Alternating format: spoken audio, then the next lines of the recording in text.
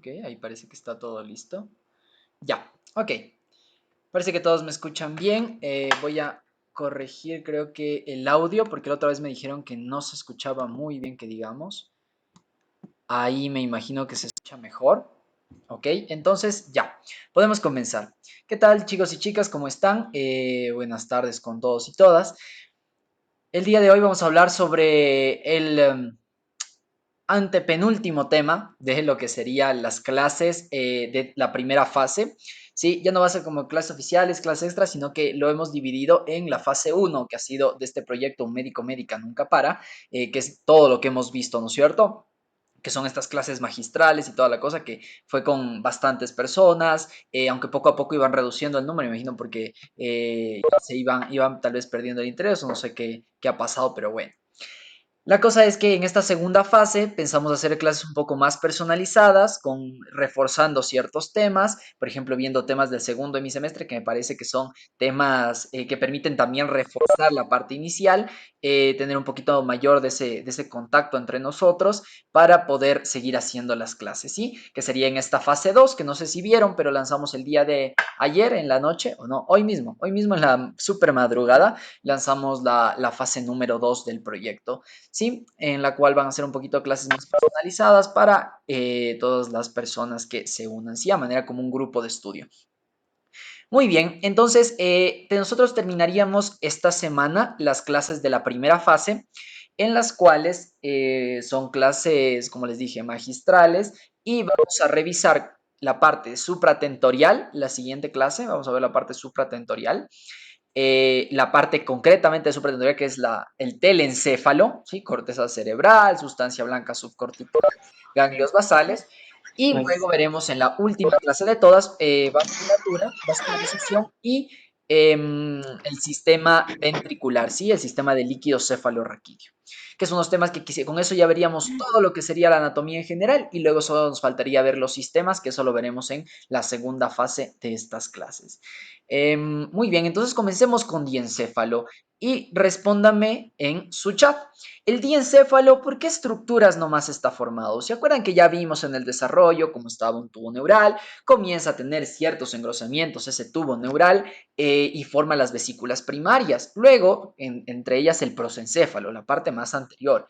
Y el prosencéfalo, que formará el cerebro, comienza a dividirse en otras vesículas a su vez, el telencéfalo y el diencéfalo. ¿Qué estructuras me va a formar el diencéfalo, que es la clase de hoy? Déjenme ver mi celular nomás por si acaso me llega alguna pregunta. Y hasta eso escríbanle, por favor, chicos y chicas.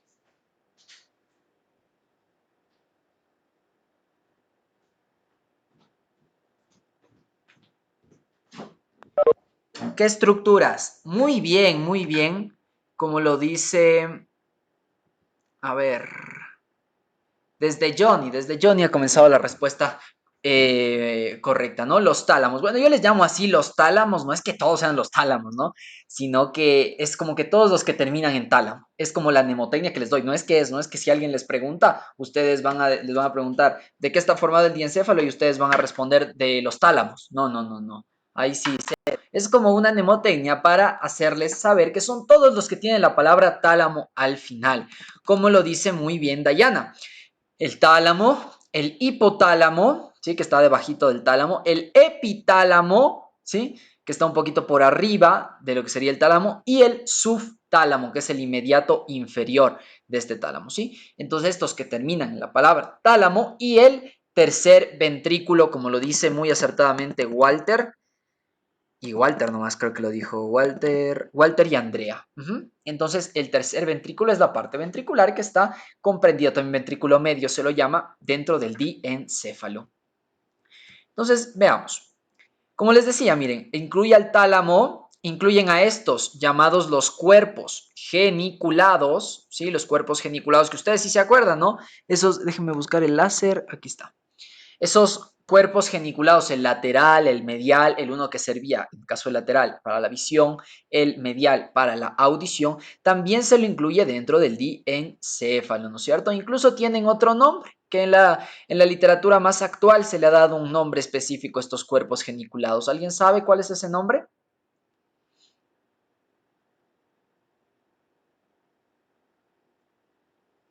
No, sigue siendo parte de esos tálamos que les dije, ¿no es cierto? Se llama el metatálamo, ¿sí? Así le han llamado a los cuerpos geniculados en alguna bibliografía, el metatálamo, pero simplemente es parte del tálamo, ¿sí? ¿Qué más? Es solo por si quieren hacerse los chéveres diciendo metatálamo y dejarles locos a las personas que lo escuchen. Pero en verdad, con decir cuerpos geniculados, tálamo en sí está bien. El tercer ventrículo, ¿no es cierto?, que está en la mitad entre los dos tálamos, porque bueno, el tálamo en realidad vemos dos estructuras que son unas masas ovoideas, que son grandes, que es sustancia gris porque tienen cuerpos neuronales. Vemos aparentemente que son dos, pero en verdad están unidas por una estructura que es la adherencia intertalámica, ¿sí? También llamada masa intermedia, que le permite conectar a los dos tálamos y eso lo convierte en uno solo. ¿Hay personas donde no existe esta masa intermedia? Sí, pero es muy, muy raro. Sino, lo más común es que sí existe esta adhesión intertalámica. Muy bien, y miren, también tenemos este, que es el surco hipotalámico, que es una ligera depresión que nos va a permitir separar lo que será el tálamo del subtálamo y el hipotálamo. ¿Sí? Eso para estar un poquito claros. Ya saben, miren, aquí está el tálamo. Miren, aquí está el tálamo, por acá va a estar el hipotálamo, acá está el subtálamo. Y miren, por acá está la glándula hipófisis. Y está también en relación con este, miren, el quiasma óptico. Muy bien. Miren, por acá, acá estará el epitálamo, ¿no? Miren, es por la parte más cercana del tálamo, un poquito superior, el epitálamo. Ok, entonces comencemos con lo que sería el tálamo. Son todas estas estructuras que vemos aquí, que están celestes. Bueno, tendrán una masa intermedia que les está conectando. Y se van a dividir también en ciertas partes. Esta es una visión dorsal de lo que sería el tálamo. ¿Por qué es una visión dorsal? ¿Alguien que me diga? ¿Por qué es una vista dorsal del diencéfalo?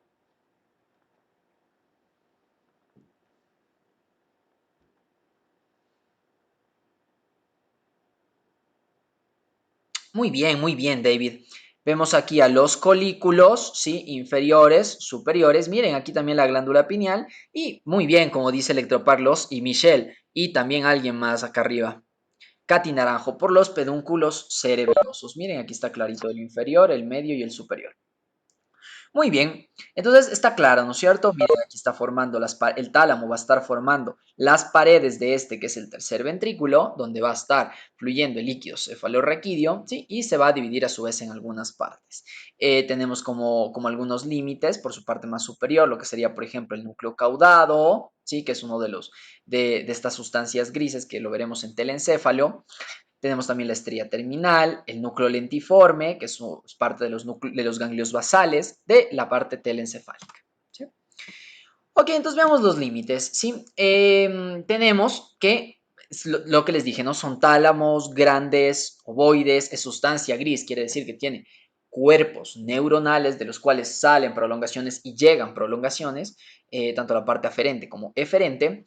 En su parte posterior van a tener a una porción que se llama la porción o el extremo pulvinar, que es esta parte de aquí, la parte más posterior del tálamo, posterior y medial, se le denomina la parte pulvinar, ¿sí? El tálamo posterior. Es algo bastante importante.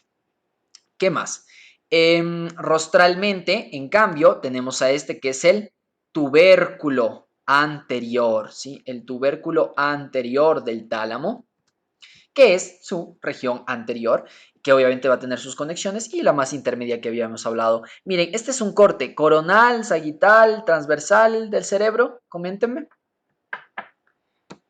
Este corte histológico que podemos ver aquí.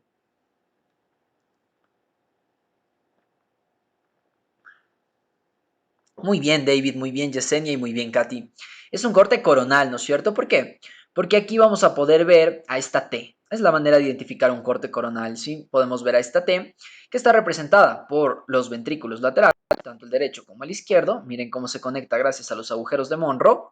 Y tenemos en el centro el ventrículo medio, ¿sí? O tercer ventrículo. Y a los lados de este tercer ventrículo van a estar estas masas ovoideas, sustancia gris, etcétera, que esto es el tálamo, ¿sí? Mientras que estas estructuras de acá son los ganglios basales, que eso ya lo veremos en la siguiente clase.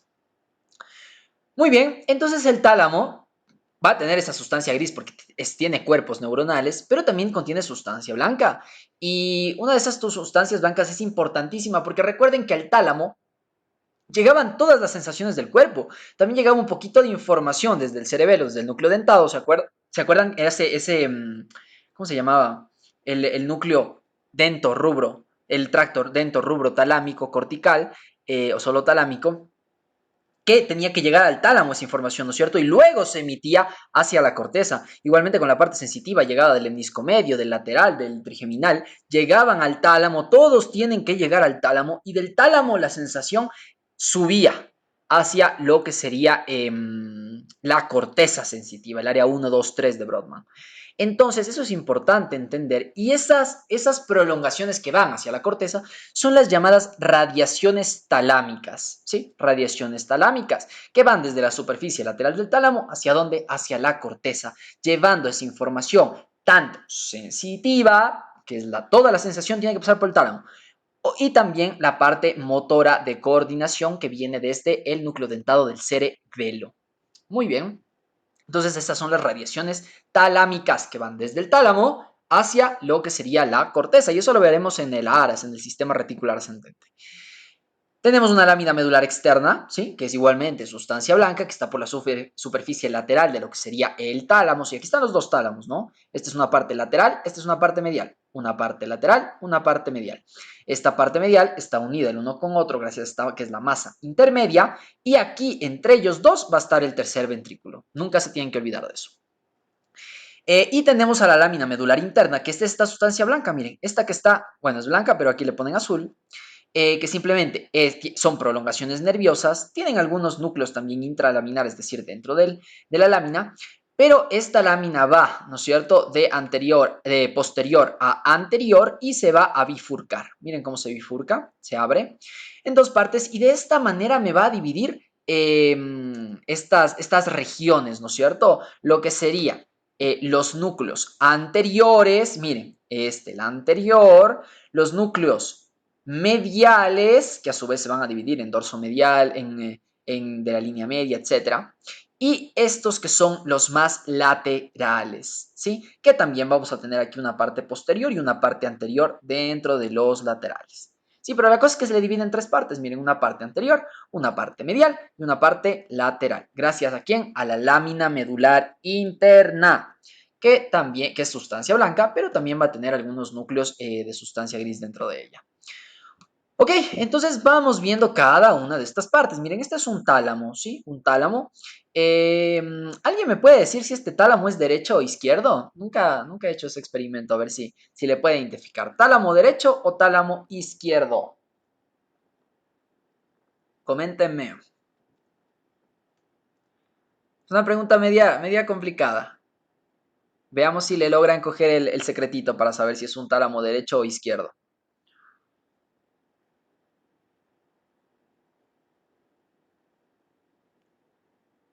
Muy bien, Alexis, muy bien, perfecto, perfecto, perfecto, todos le cogieron el tino. Ya ustedes son unos expertos en ubicarse entonces. Alexis, Michelle, Daniela, Andrea, Daniel, Andrea, la otra Andrea y Katy. Perfecto, es un tálamo izquierdo, ¿no es cierto? ¿Por qué? Primero porque esta parte lateral tiene que mantenerse lateral al momento de ponerla en su posición normal, que esto sea lo anterior, porque esto es el grupo anterior y esta es la parte posterior. Entonces la única manera de mantener esta parte lateral, donde están los núcleos geniculados, es que este sea un izquierdo, ¿no es cierto? Porque si está así y le viro así, esta parte que al inicio nos estaba dando la carita va a terminar lateral hacia la parte izquierda. O si no, quedaría medial y con esta parte anterior, pero la lateral medial, o quedaría lateral, pero esta parte que es la anterior quedaría en la parte posterior. Bueno, eso ya ustedes lo tienen claro, ¿para qué seguirlo tocando?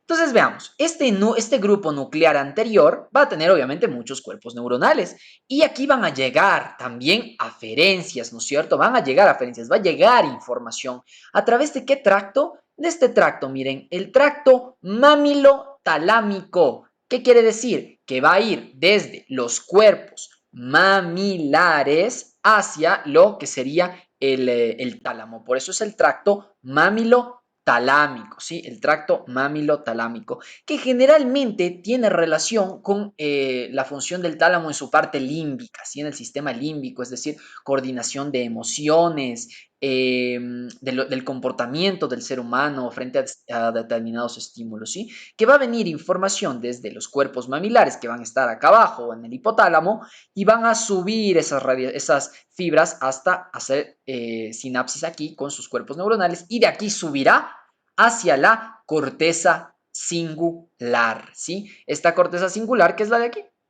esta que le vemos aquí con celeste, ¿sí? La corteza singular, que tiene relación obviamente con la parte del sistema límbico, que lo veremos más adelante en futuras clases.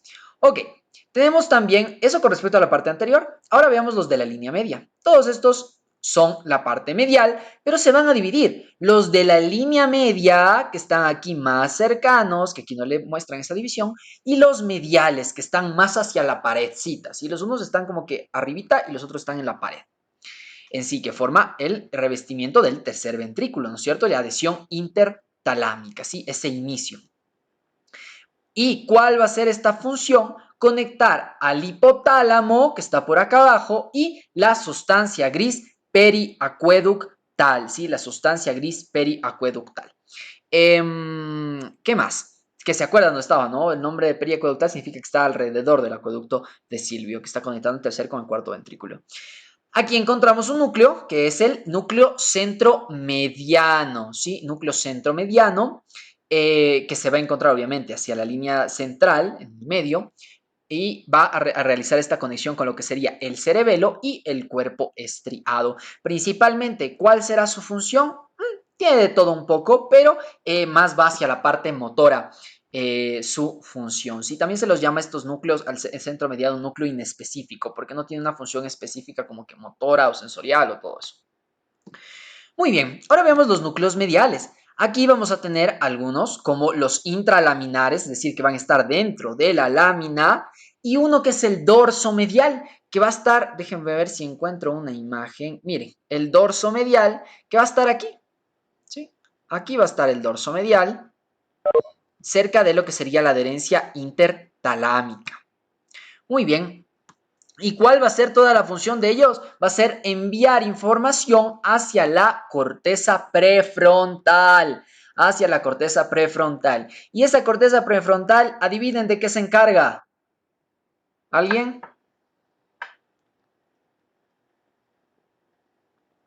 ¿De qué sistema se encarga?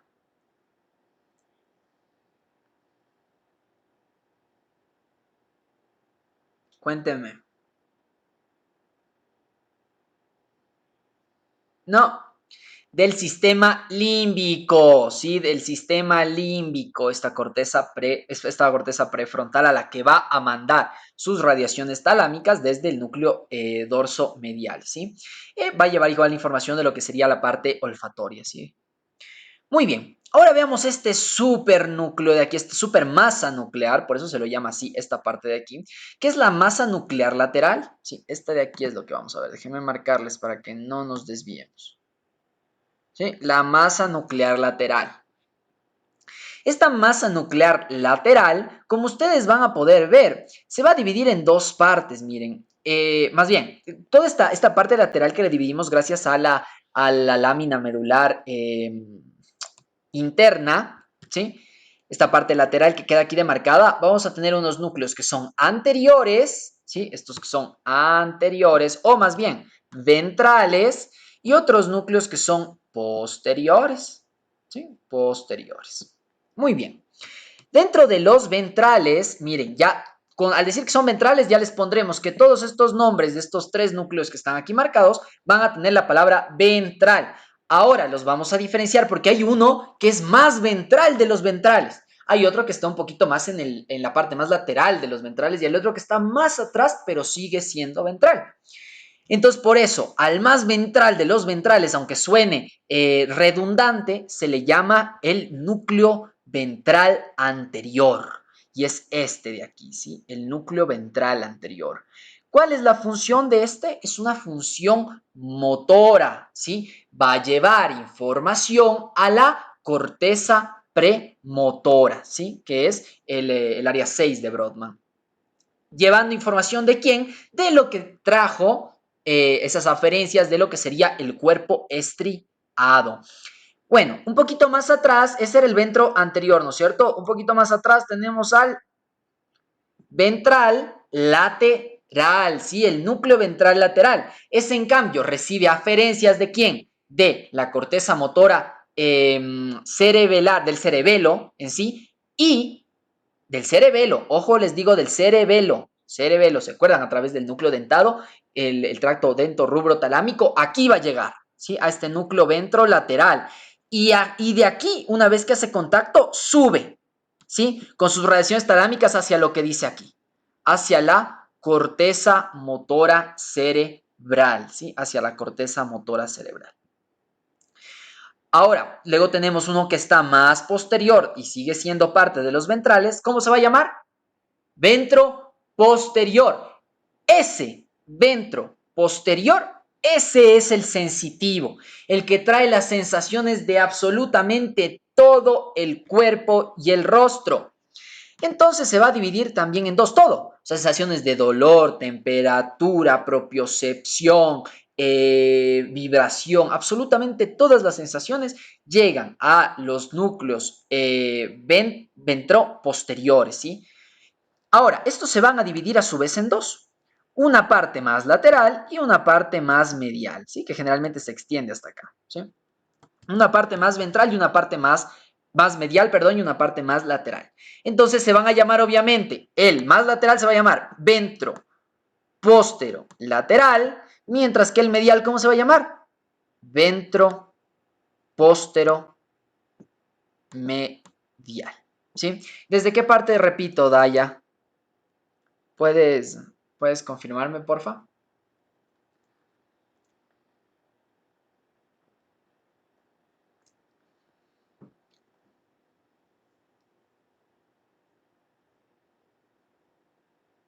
Ok, voy a repetir esa última parte entonces. Solo la corteza motora. Ah, ok. Estábamos diciendo, ¿no es cierto? Que esta parte lateral se va a dividir en una que está más ventral, es decir, más anterior, y una que está más posterior. Entonces, todos estos núcleos de aquí van a tener un nombre, principalmente estos tres, que son ventrales.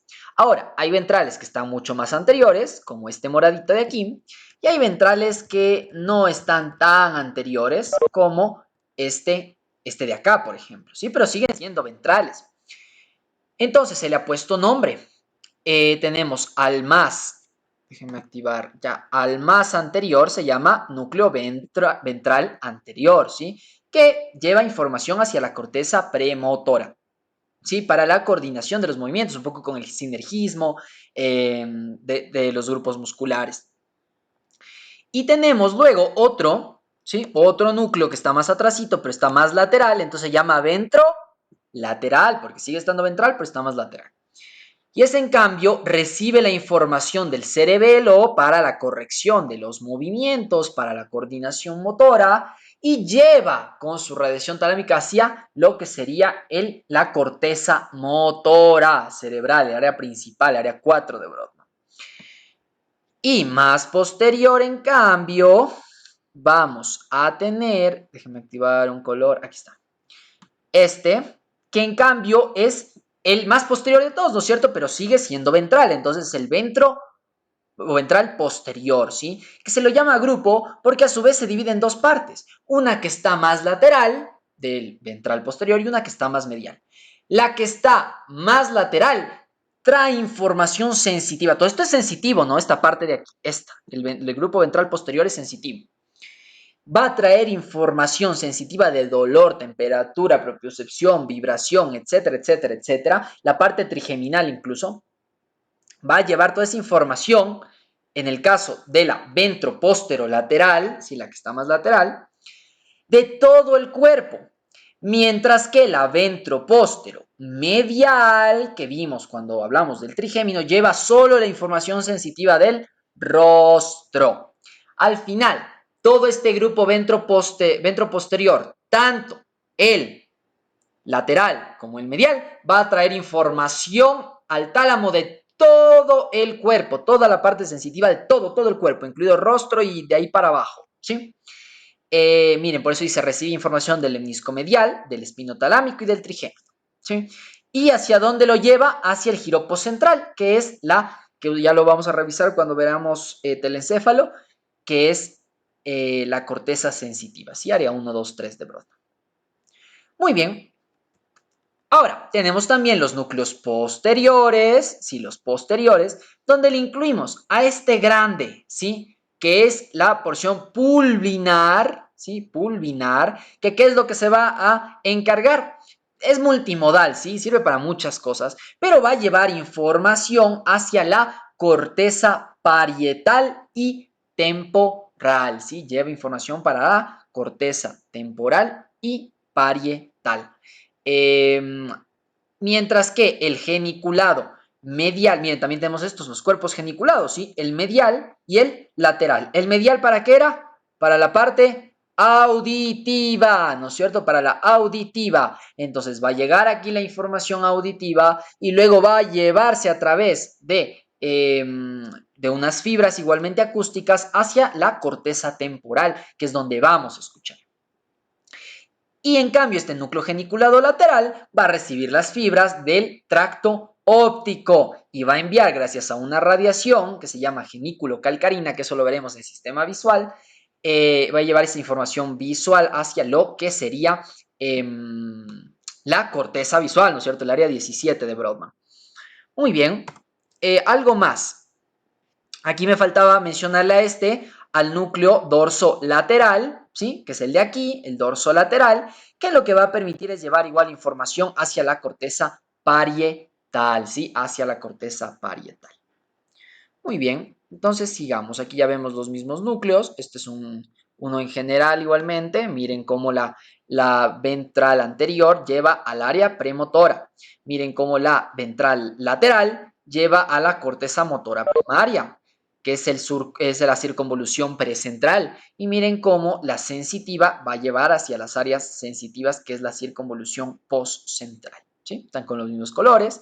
Miren por aquí el cuerpo geniculado medial. Miren, está con amarillo a la corteza auditiva. Miren, área 41-42 de Brodmann. Y la parte visual, miren, hacia esta que es el área 17 de Brodmann, ¿no es cierto? Que es la parte visual, donde vamos a ver.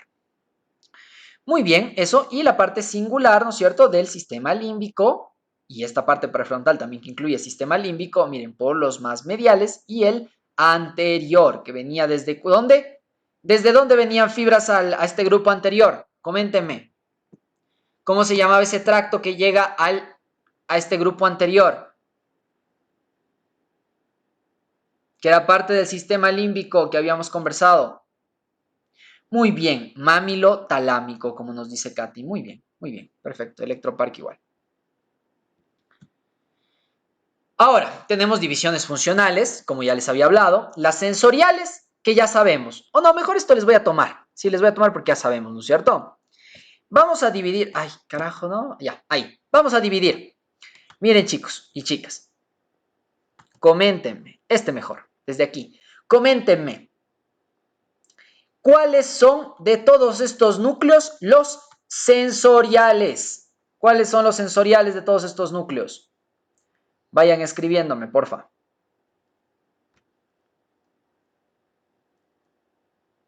¿O cuál es el sensorial de todos estos núcleos? Muy bien, Michelle, el ventro posterior, ¿ya? Tanto el lateral como el medial. Perfecto. ¿Solo esos?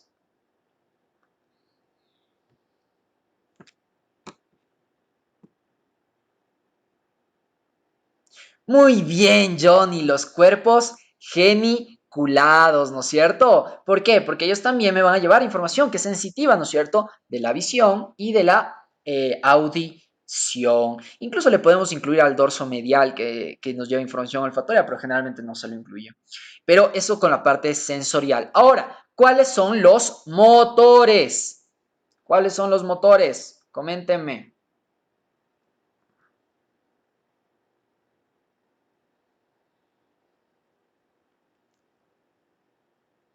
Muy bien, Michelle. El ventral anterior y el ventral lateral. Ahora, ¿cuáles son los límbicos?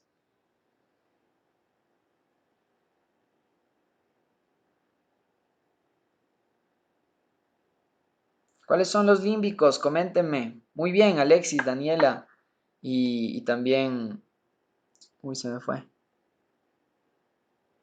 Bueno, los anteriores. Muy bien, David. ¿Y quién más? ¿Y quién es más? ¿Se acuerdan que les dije uno?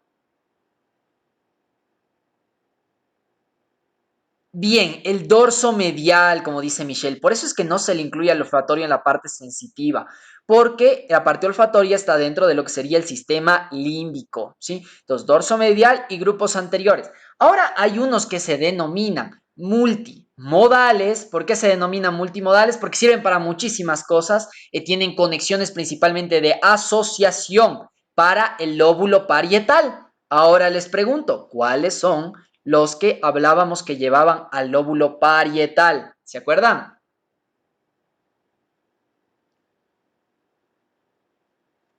Coméntenme. Muy bien, el dorso lateral. ¿Y quién más? ¿Se acuerdan que había uno que aparte del parietal también le llevaba al temporal? Coméntenme, coméntenme.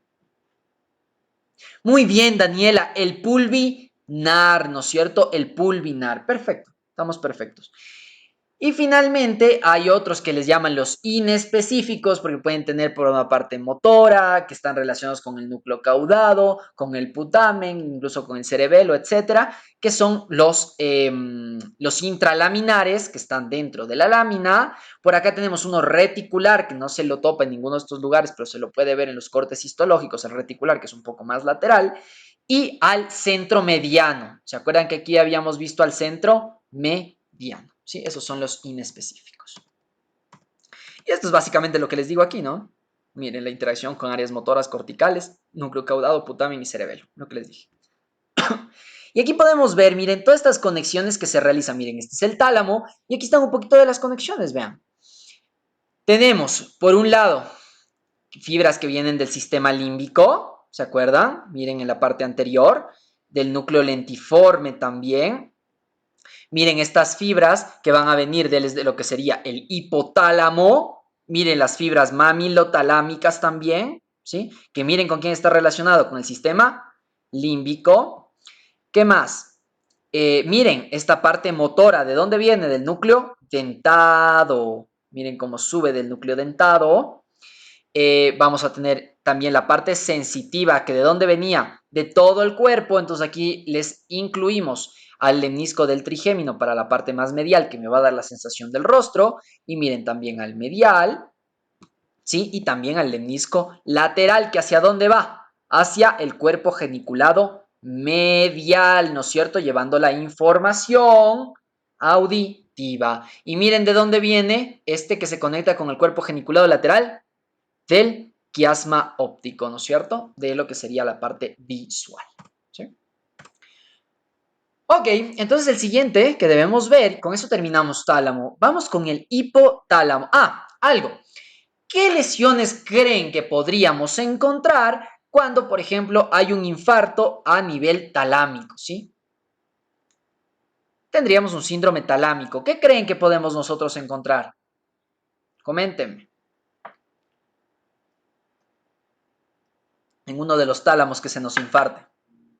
Muy bien, Electropark. Lo más importante que podríamos ver, aparte que sí hay una falta en la coordinación motor un poquito, no tanto, porque recuerden que se compensa por otros mecanismos, por ejemplo, el rubro espinal, un ejemplo, se va a compensar. Principalmente, eso es lo que nos dijo Electropark y Dayana y Daniela, la pérdida sensitiva, la hemianestesia, ¿sí?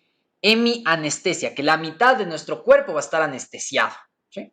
Va a estar anestesiado, no vamos a sentir esas fibras que llegaron allá, a ese tálamo, no se va a sentir ni dolor, ni tacto, ni nada de eso. Pero así como pasa todo eso, luego sí pasa lo que nos dice Dayana. Luego tenemos, en cambio, no hiperanestesia, tenemos una hiperalgesia.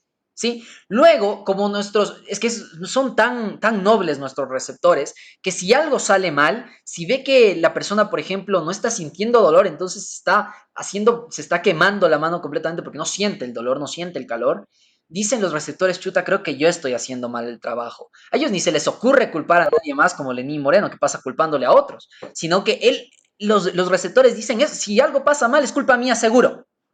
Entonces, ¿qué hacen? Dicen, tengo que mejorar mi trabajo, entonces se hacen más sensibles y más sensibles y más sensibles y más sensibles. Cosa que en el momento en que se vuelve a recuperar la irrigación y se vuelve a mantener la función del tálamo, se vuelven a restablecer todas esas vías y la funcionalidad del tálamo para hacer esa estación de sensibilidad, van a que cada, ¿no ves que se hicieron tan sensibles los receptores que al mínimo estímulo ya nos causan en cambio dolor, ¿sí? Ya eso es a lo que se conoce como la hiperpatía talámica, ¿sí? La hiperpatía talámica, que sentimos sensaciones desagradables después de un problema una vez que se restableció el orden debido a esta hipersensibilización que tienen que serían los receptores y todas las vías. Eso principalmente. ¿Qué más? Y eso es lo que genera el dolor talámico también, ¿no? Que es un dolor persistente, ¿no? Crónico. Chévere. Eso con respecto a esta parte. Entonces vamos al hipotálamo. Sí, voy a prender esta lucecita porque siento que estoy muy oscuras. Ok. Vamos con el famoso hipotálamo, que es uno de los más lindos de todos. Que es bastante, no tan complejo, pero tiene muchas cosas que nos van a servir, ¿sí? Sobre todo con sus funciones, que es bastante chévere. Ok, el hipotálamo es esta parte de aquí. Este es el hipotálamo. ¿Qué quiere decir su nombre? Hipo. ¿Qué quiere decir hipo? Muy bien, debajo. Debajo, ¿sí? Por eso hablamos hipotiroidismo, quiere decir una secreción de hormonas debajo del límite normal, ¿sí? De ese intervalo normal. Entonces, el hipotálamo quiere decir abajito, debajo de lo que sería el tálamo. Pero no es tan debajo, tan inmediatamente inferior como es el subtálamo. Ese es el inmediato inferior, el subtálamo. Mientras que el hipotálamo está un poquito más abajito. ¿Sí? Es un área un poquito triangular, se la ve de esa manera. Va a formar, ¿qué creen que formará del tercer ventrículo? Aquí adentro está el tercer ventrículo, ¿no es cierto? Entre los dos tálamos, entre comillas. ¿Qué estará formando aquí el hipotálamo? Muy bien, Marian. El piso del tercer ventrículo y también un poquito de sus paredes en la parte más inferior, ¿sí? De este tercer ventrículo, ventrículo medio. Y miren que se va a dividir en tres partes, ¿sí? En tres partes este hipotálamo, en tres porciones. Va a tener una que está en relación con, déjenme cambiar de color un ratito, que va a estar en relación con el quiasma óptico, ¿sí? Esta parte del hipotálamo. Otra que va a estar en relación con la parte tuberal, con el tuber cinerum, con la hipófisis en sí. Y otra que va a estar en relación con el cuerpo mamilar, ¿sí? El cuerpo mamilar. Los cuerpos mamilares. Muy bien, o también se le denomina la porción anterior, la porción central y la porción posterior. O la porción quiasmática o supraóptica, se le suele llamar la supraóptica, quiasmática o anterior. La central infundibular o tuberal, ¿sí? Y la posterior o mamilar. Muy bien, en relación a esas tres estructuras que tienen su parte inferior. Vamos a ver que en la parte más medial, porque recuerden que tiene una estructura tridimensional, ¿no? En su parte más medial es donde van a estar los núcleos hipotalámicos, ¿sí? Núcleos hipotalámicos, cuerpos neuronales, sustancia gris. Pero también va a tener una parte lateral que va a estar compuesta principalmente de las fibras, es decir, sustancia blanca. Muy bien, sigamos. Bueno, esta es una imagen donde podemos ver aquí, que sería la porción inferior, la parte inferior, una vista de la base de lo que sería el cerebro, ¿sí? Donde visualizamos, miren, la parte quiasmática, del quiasma óptico. Por aquí vemos al infundíbulo, ¿sí? Esta es la porción tuberal y esta sería la porción mamilar. Muy bien. Muy bien a todos los que respondieron piso, ¿no? Michelle, Dayana, Marian también creo que era, sí, Marian, Andrea. Muy bien, también vamos a ver estos espacios que se denominan los espacios perforados o área perforada o sustancia perforada. Vamos a tener una anterior que está tanto en la parte derecha como en la parte izquierda y una posterior que está solo una debajito de lo que serían los cuerpos mamilares. Recuerden que de aquí estará saliendo también el tercer par craneal, ¿no? Desde la fosa interpeduncular, porque estos pedúnculos, ¿no? Pedúnculos cerebrales de lo que sería el mesencéfalo. Muy bien, ¿y este espacio perforado se lo llamará así de chiste o en verdad se verá perforado? Sí, se ve perforado. Yo me acuerdo que me sorprendí porque pensaba que era encame nomás, pero la primera vez que había visto una pieza anatómica de estas, vi la base y yo me fijé que tenía así unos huequitos, como que alguien, no sé, tal vez el angelito que es el encargado de, de las piezas anatómicas o Dani, le haya hecho con una aguja los huequitos. Pero no, no, les juro, se ven los huequitos claritos y se ven esos huequitos ahí, como que con una agujita le han hecho en esa sustancia perforada, anterior y posterior. ¿Qué creen que pasará por esta sustancia perforada?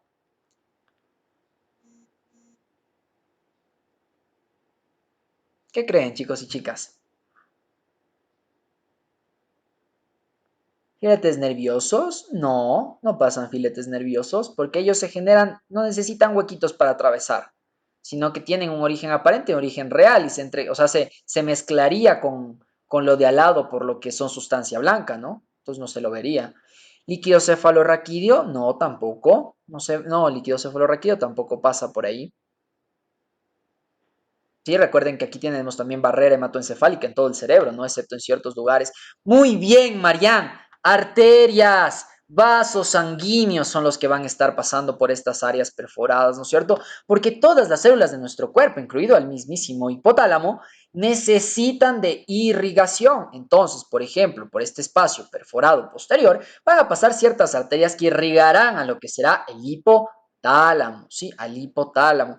Mientras que por esta área perforada anterior, algunos suelen describir que por ahí pasan los vasos sanguíneos para formar luego los plexos coroideos en unión a lo que serían otros vasos sanguíneos y poder secretar el líquido cefalorraquídeo. Secretar, pero son vasos sanguíneos los que pasan por aquí, llevando lo que sería la irrigación a estas áreas. Por eso es que le perforan, ¿sí? No son parte de este mismo tejido, porque si fueran parte del mismo tejido no le estarían perforando, solo se mezclarían, ¿sí? Y se ve ahí clarito las áreas perforadas. Muy bien, por eso les puse esta parte. ¿Qué más? Nada más creo que es relevante aquí, por el momento. Ok, veamos a los núcleos hipotalámicos. Como les dije, sustancia gris, van a estar dispuestos ahí en las dos partes, ¿no? O sea, ahí en los dos lados, ¿sí? Tenemos según sus porciones, que está dividido en una porción supraóptica, ¿sí? Una porción supraóptica, que es la de aquí. Ojo, la de aquí que les estoy mostrando. Tenemos una porción tuberal y una porción mamilar, ¿sí? Entonces, una porción supraóptica, una porción tuberal y una porción mamilar. Según lo que yo ya les había descrito, ¿no es cierto? Que eran se me fue el nombre, las porciones, ¿no es cierto? La supraóptica, la tuberal y la mamilar. Entonces, en cada una de ellas vamos a encontrarnos con ciertos núcleos. Miren que en esta parte supraóptica nos vamos a encontrar al núcleo supraóptico, ¿sí? Que está obviamente por arriba del quiasma óptico, y este que es el supraquiasmático, ¿sí? El núcleo supraóptico y el núcleo supraquiasmático. Muy bien, ¿qué más? Nos vamos a encontrar a este que es el paraventricular, ¿sí? El paraventricular. Y aquí este supraóptico el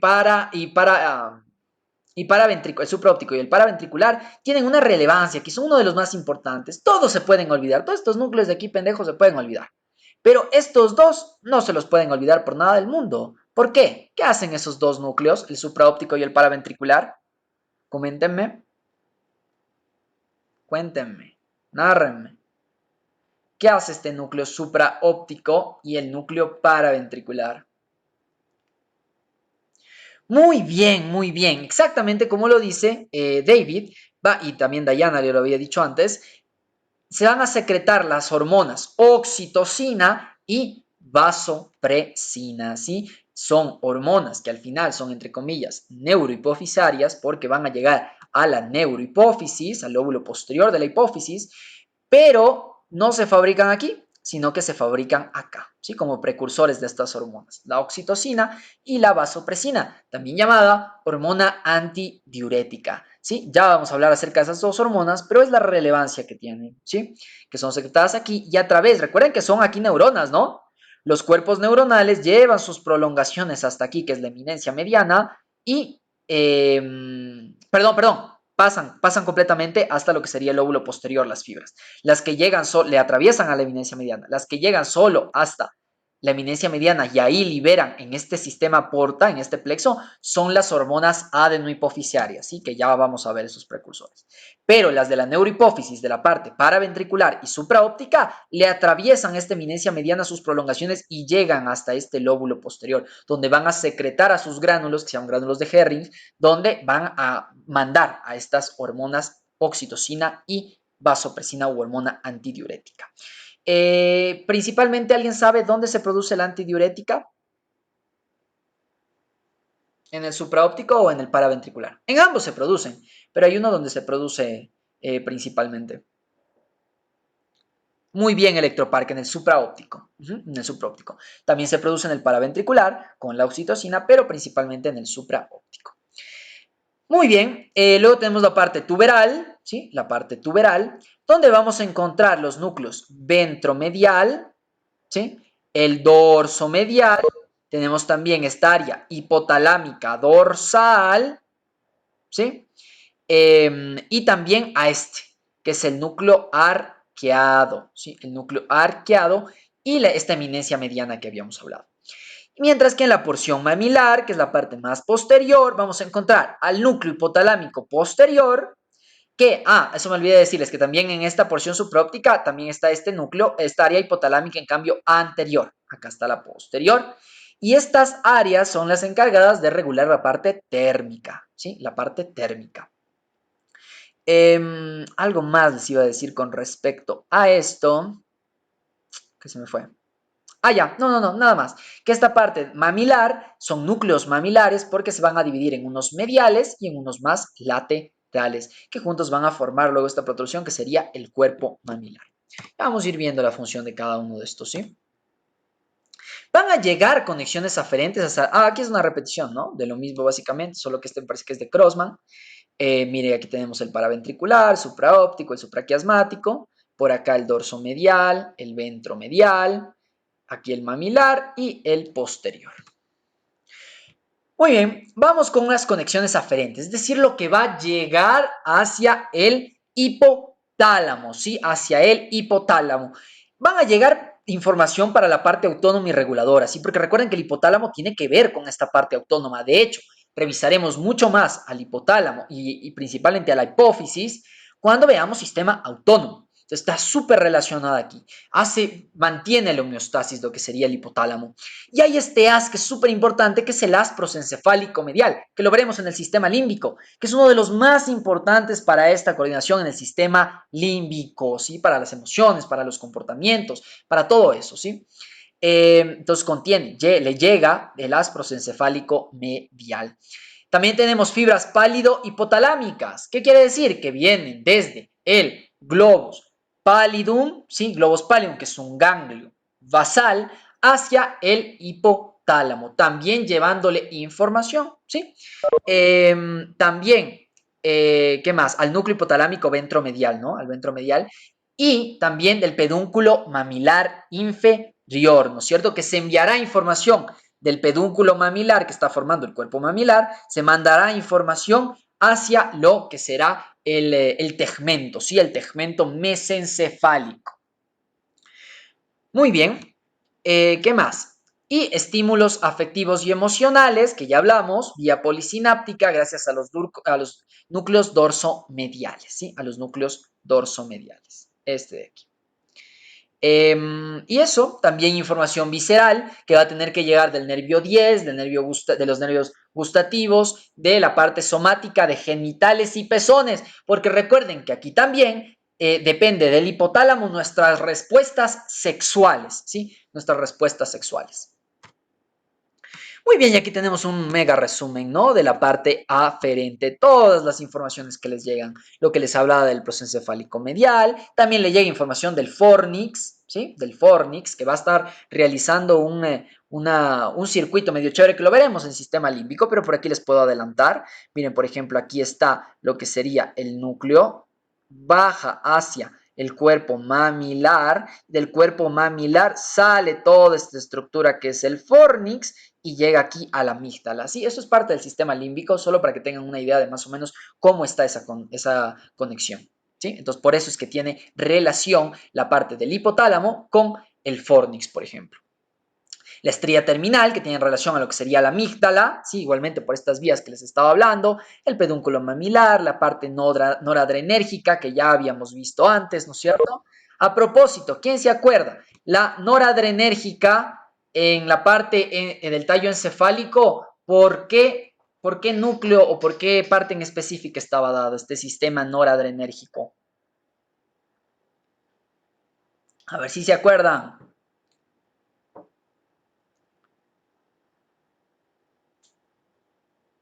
¿Se acuerdan que teníamos un sistema serotoninérgico, un dopaminérgico y un noradrenérgico? El serotoninérgico por los núcleos del RAFE, el dopaminérgico por la sustancia nigra, inicia, ¿no? Y el otro, el noradrenérgico, ¿gracias a qué pana era?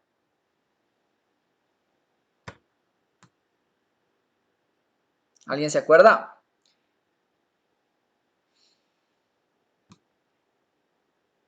No, el locus coeruleus, ¿sí? O ceruleus, depende de la bibliografía, ¿sí? De ahí viene. Muy bien, son los haces noradrenérgicos. Tenemos la parte serotoninérgica, miren los núcleos del RAFE, adrenérgica, retinotalámica. Ah, porque recuerden que también va a venir información, y eso me olvidé de mencionarles. Miren, miren, miren, miren. Aquí les voy a mostrar de nuevo. Miren, va a llegar información también gracias a la retina, porque miren, por aquí está el quiasma óptico. ¿Sí? Algunas fibras, el 1% de ellas, van a desviarse para llevarle también información visual al hipotálamo. ¿Sí? Y esa vía se llama retino-hipotalámica. ¿Sí? Pues la tálamo hipotalámica que hablamos, la pálido hipotalámica y periventricular. Muy bien.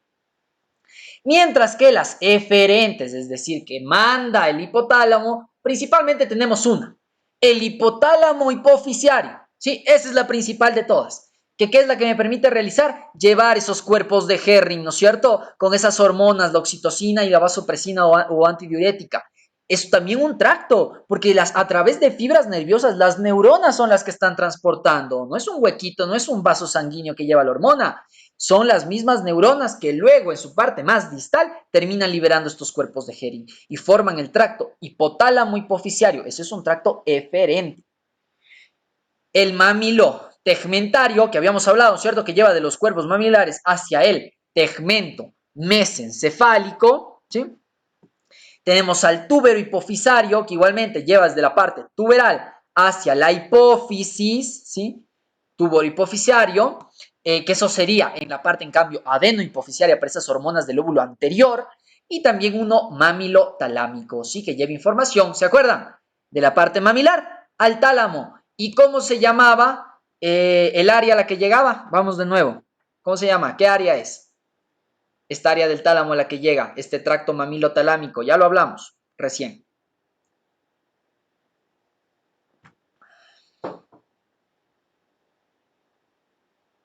Vamos, aventúrense. ¿Cuál área de todas? ¿Qué núcleos?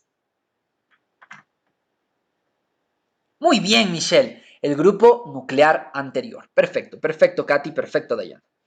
Miren, y por aquí manda también estas hormonas hipofisiotrópicas, se las llama así, o son estas hormonas que estimulan la liberación o la inhibición de hormonas. Porque recuerden que aquí tenemos un sistema, ¿sí? Un sistema hipotálamo hipofisiario, ¿sí? Tenemos un eje hipotalámico hipofisiario que para mantener esta secreción endocrina, que eso es endocrinología, ¿no? Pero bueno, te podemos dar un poquito. No es que sepa mucho, pero las bases sí, de fisiología. Lo que pasa es que hay una conexión para la secreción de hormonas entre el hipotálamo, entre la hipófisis y cada una de las glándulas endocrinas. ¿Qué quiere decir? Que El hipotálamo es aquel que recibe por eso es que tiene tantos aferentes, porque le llega información de todos lados y de eso depende qué hormonas él va a ordenar. Él es el jefe máximo, el hipotálamo. Él ordena qué secretaria. Es como que ya, bueno, no sé mucho de una gestión empresarial, no, mejor pongamos como gobiernos, porque de empresas no sé mucho. Ya, ok. Sería esta es presidencia. El hipotálamo es la presidencia, ¿sí? Es la que ordena todo eso. Es la que decide al final las cosas que se realizan.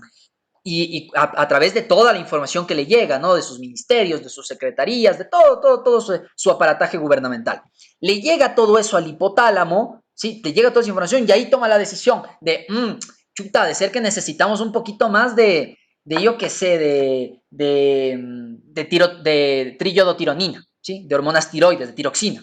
Necesitamos, loco, necesitamos más tiroxina, necesitamos que aumente nuestro metabolismo. Porque obviamente le llegan aferencias, ¿no? De información que te dice, loco, como que estamos medio deficientes. Entonces el hipotálamo da la orden. ¿Y a quién le da la orden? A la hipófisis, que vendría a ser los ministros, el ministro de salud. Él toma la decisión y al ministro, que es la hipófisis, le dice, loco, ordénales a esos médicos que yo qué sé, no sé, que ordena un decreto, ¿sí? Para que los médicos comiencen a hacer algo en específico. Entonces le ordena a la hipófisis y la hipófisis, una vez que recibe la orden, dice, ok, el hipotálamo me dijo que haga esto. Ahí ella libera sus hormonas hipofisarias, ¿sí? Y esas hormonas son las que viajan por el torrente sanguíneo, llegan al órgano diana, digamos, ya al personal del Ministerio de Salud en sí, los que van a ejecutar la acción. ¿Para qué? Para que ellos secreten sus hormonas, que ya ahí será la triodotironina, la tiroxina, secreten esas hormonas y ellas sí ya hagan su función en los órganos efectores y en cada una de las células de nuestro cuerpo. Entonces hay esos tres pasos, hay bastante burocracia en lo que sería nuestro cuerpo y eso nos muestra que la burocracia a veces sí puede servir un poquito cuando está bien organizada. Nuestro sistema hipotálamo hipofisiario, sí, este eje. Entonces, pongámoslo como un ejemplo, porque creo que esto tiene que estar claro, a pesar de que esto no es fisiología, pero es algo que deben tener claro. En el hipotálamo se van a secretar muchas hormonas, en estos núcleos igualmente. Pongamos como ejemplo, ustedes ya que saben, algunas personas que están de semestres superiores, díganme una hormona hipotalámica. Porque como les digo, el hipotálamo, como da órdenes, puede decir, ¿me haces esto a la hipófisis? Como puede decir también, no me haces eso. Entonces tiene el me haces eso, que son las estimuladoras, las liberadoras, y también tiene, cuando quiere decir no se hace eso, las inhibidoras, ¿sí? Entonces, alguien, por favor, de semestres superiores o de inferiores, si alguien sabe, dígame una hormona liberadora, ¿sí? Una hormona liberadora, una hormona hipotalámica sería. Cuando hablamos de liberadoras o inhibidoras, hablamos de hipotalámicas. Muy bien, Electropark. Nos dice GNRH, ¿ya? Que concretamente va a ser producido por ciertos lugares en específico, ¿no? No es que todos los núcleos pueden producir GNRH. Depende, ¿no? Depende. Núcleos específicos van a producir ciertas hormonas en especial. Por ejemplo, GNRH va a ser en el núcleo, en los núcleos periventriculares, en el núcleo arqueado, este que le vemos aquí. Este de aquí va a producir GNRH, que es un núcleo hipotalámico. ¿Qué quiere decir GNRH? Gonadotropin Release Hormone, ¿sí? Hormona release hormona liberadora de gonadotropinas, ¿sí? ¿Qué quiere decir? Que va a estimular la liberación de las gonadotropinas. ¿Y dónde están las gonadotropinas? Aquí. Ya no en el hipotálamo, le voy a hacer con otro color, sino en la hipófisis. ¿Sí? Aquí está. Esas hormonas están ahí, esperando a que le venga la información del GNRH para que ellas puedan liberarse. ¿Sí? ¿Y cuáles son estas gonadotropinas? ¿Alguien que nos diga? Muy bien, David. FSH, que es la folículo estimulante, y la luteinizante, ¿no es cierto? Folículo estimulante que, bueno, ambas, las folículo estimulante como la luteinizante en la mujer regulan lo que sería el ciclo menstrual y en el hombre la espermatogénesis.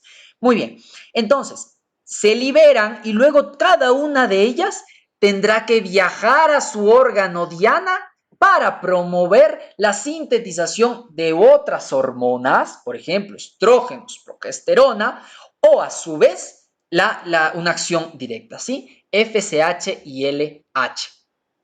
Entonces, así se mantiene un estímulo. Él le ordena para que libere sus hormonas y estas llegan al órgano diana y el órgano diana secreta otras hormonas o realiza la acción. ¿Sí? Lo mismo pasa con otras hormonas. No tenemos solo GnRH, tenemos también TRH,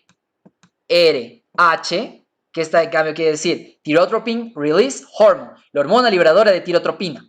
¿Qué es lo que hace? Le estimula a la adenohipófisis para que libere a su hormona que la tiene ahí producida, la TSH, ¿sí? La tirotropina, que esta se libera, viaja hasta lo que sería la glándula tiroides y por sistemas más complejos, la tiroides va a sintetizar a la triyodotironina y a la tetrayodotironina, ¿sí? Y ellas ejercerán su acción en cada una de las células. Es bastante complejo, es bastante largo, está todo finamente orquestado para que se realice eso. Ahora, muy bien, nos dice, por ejemplo, Dayana, que hagamos el ejemplo con GRH. Me imagino que te refieres a GRH, a SRH sería, porque estamos hablando en, bueno, no, sí, GRH.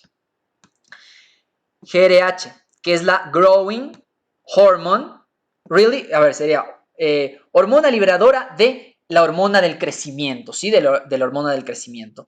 La Growing Hormone, por eso es con G, ¿sí? O también se le llama la hormona liberadora de somatotropina. La somatotropina es la hormona de crecimiento, ¿sí? Que va a permitir, como dice Dayana, crecer. ¿Sí? No solo en estatura, ojo, no es que si a ustedes ahorita les inyecto porque sí hay, ¿sí? Sí hay somatotropina recombinante, no es que ustedes van a crecer, ¿no? Porque recuerden que el crecimiento no solo implica en las epífisis de los huesos, sino también en todas las células de nuestro cuerpo, ¿sí? Se harían gorditos si les inyectamos ahora una vez que sus epífisis están cerradas. Pero bueno, ese es otro tema, no estamos en endocrino. La cosa es que esta es una hormona igual estimuladora, ¿para qué? Para que la adenohipófisis libere a la hormona de crecimiento, ¿sí? A la growing hormone. Y ella va a ejercer su acción en cada una de las células. Pero también hay hormonas que le inhiben, que le dice, loco, no me mandes más hormona de crecimiento, ya no necesito, ¿sí? Y esa, por ejemplo, ¿alguien sabe cómo se llama? Que es una hormona hipotalámica. No, no es la dopamina. Muy bien, David, la somatostatina, ¿sí? Que inhibe la secreción, actúa, es hipotalámica, ¿no? Hipotalámica, actúa sobre la hipófisis, inhibiendo la secreción de la hormona del crecimiento. Recuerda que nos dice Alexis la inhibina. La inhibina no está producida ni en hipófisis ni en hipotálamo, está producida a nivel testicular, ¿sí? Si no me equivoco, corríjame, no estoy seguro que sí, la inhibina no es una hormona ni hipotalámica ni hipofisiaria, no existe inhibina, hipotalámica hipofisiaria.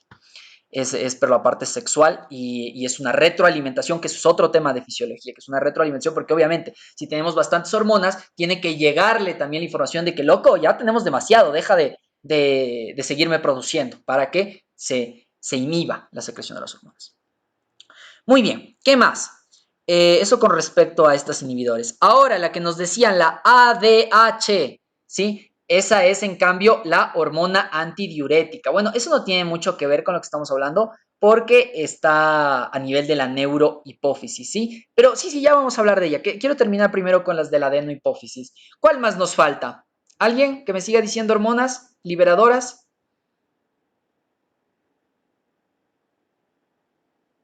¿Alguien? Muy bien. Como dice David, ACTH, que ¿qué es lo que va a hacer? Es la hormona liberadora de lo que sería las adrenocorticotropinas, ¿no es cierto? La adenocorticotropina es la que está aquí, ¿no es cierto? Obviamente, esta hormona liberadora promueve aquí la liberación de las adenocorticotropinas y ellas viajan hacia lo que serían las glándulas suprarrenales para estimularles y producir estas estos corticoides, ¿no es cierto? Eso por esa parte. Johnny, muy bien, nos dice la dopamina. Y eso nos habían dicho antes, ¿no? La dopamina. ¿Y cuál es la dopamina? ¿Qué hace? ¿Qué es? ¿Inhibidora o es estimuladora, liberadora? Cuéntenme. ¿Qué hace la dopamina? ¿Inhibe o promueve la liberación? Muy bien, inhibe. ¿Y de qué inhibe la dopamina?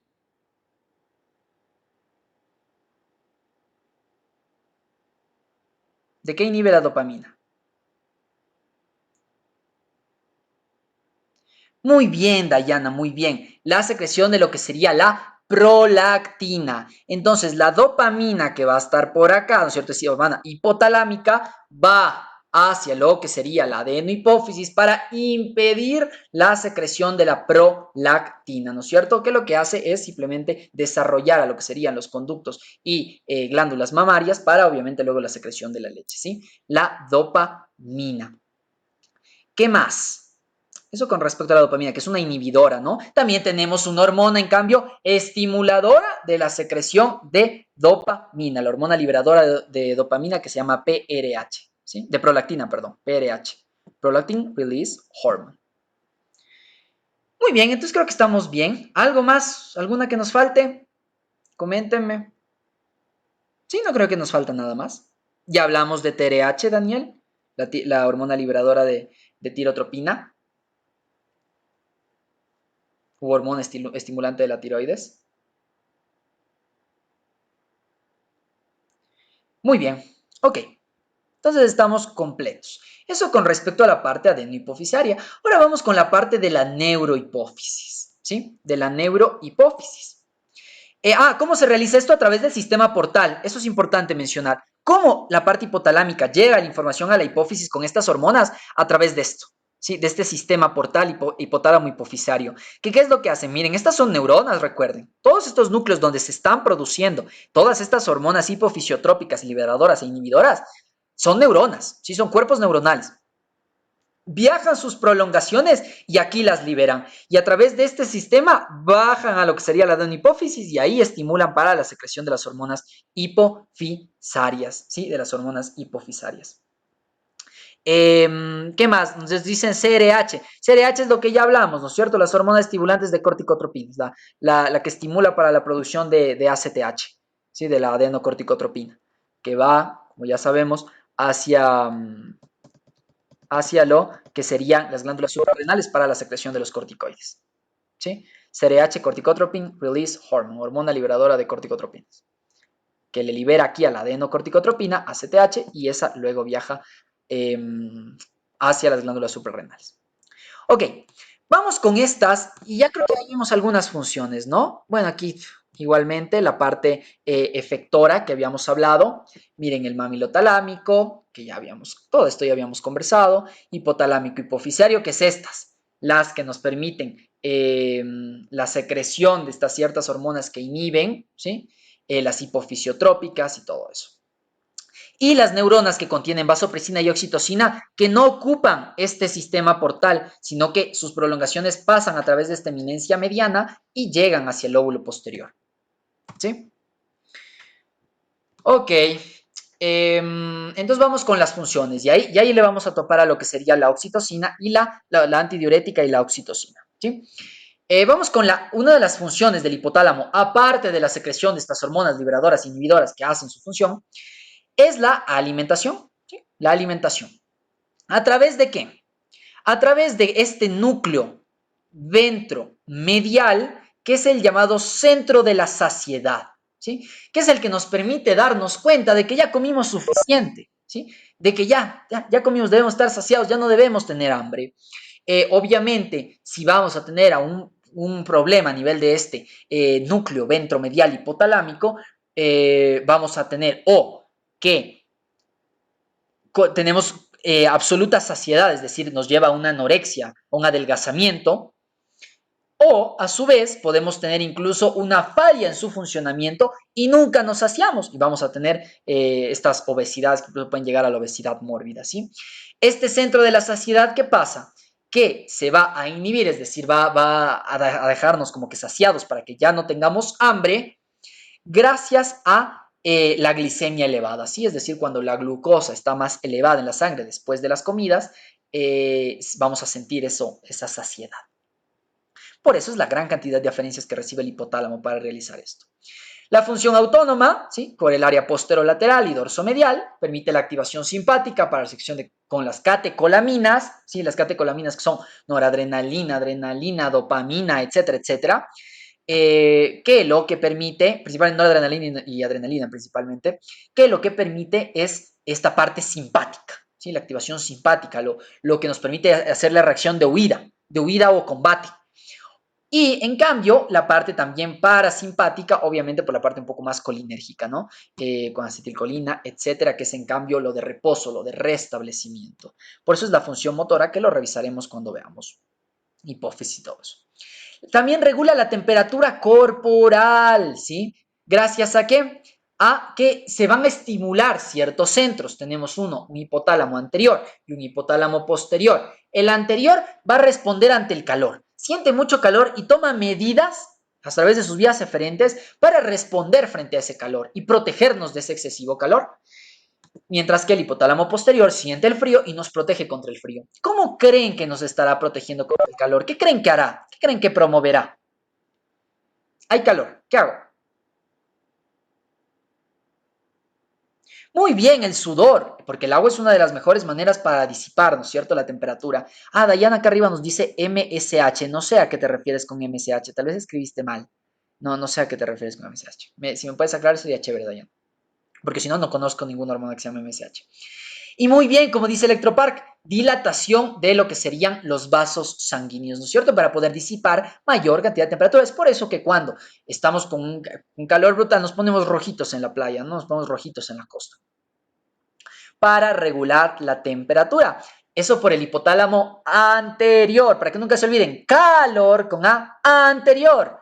Mientras que la parte posterior para el frío. Entonces ese frío, ¿sí? Ese frío, ¿cómo creen que podemos combatir al frío? ¿Cómo logramos en cambio conservar el poco calor que tenemos? Muy bien, Daniela, lo contrario, ¿no es cierto? Vasoconstricción, muy bien, vasoconstricción, ¿qué más? Muy bien, los escalofríos, ¿no es cierto? Los escalofríos, esas contracciones también de nuestros músculos cuando temblamos, ¿sí? Cuando temblamos, ¿para qué? ¿Para qué? Para generar calor, ¿no es cierto? Porque todo el trabajo muscular, todo lo que incluya, involucre trabajo va a generar calor, ¿sí? Calor. Y la piloerección, ¿sí? También estás correcto en lo que sería la piloerección. ¿Y por qué crees que piloerección? A ver, coméntenme. Me parece chévere lo que dijiste. ¿Por qué? Eso me imagino que más lo hiciste por conocimiento, o sea, se me fue la palabra, por experiencia, que se erectan lo que serían los pelos, ¿no es cierto? Cuando tenemos frío. ¿Por qué? ¿Por qué será? Ajá, la piel de gallina, muy bien, ¿por qué será? A ver si se acuerdan, porque creo que les di, sin más, no recuerdo, cuando vimos sistema nervioso periférico. Si mal no recuerdo, lo vimos ahí.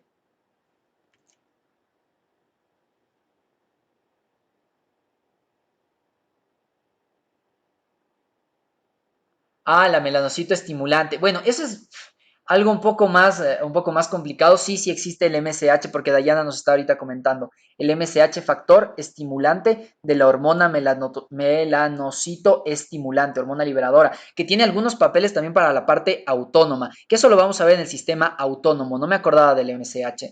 En el hipotálamo. Según yo, está en la hipófisis la MSH, Dayana. No sé, corrígeme si me equivoco. Pero alguien que me responda lo de los escalofríos.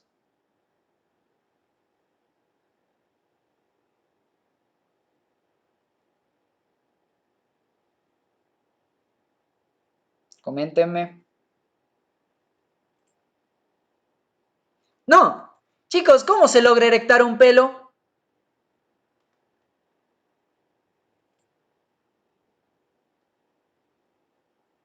Ya, pero ¿a dónde tiene que llegar para realizar cualquier? Porque es un movimiento la erección del pelo. ¿Cómo se realizó?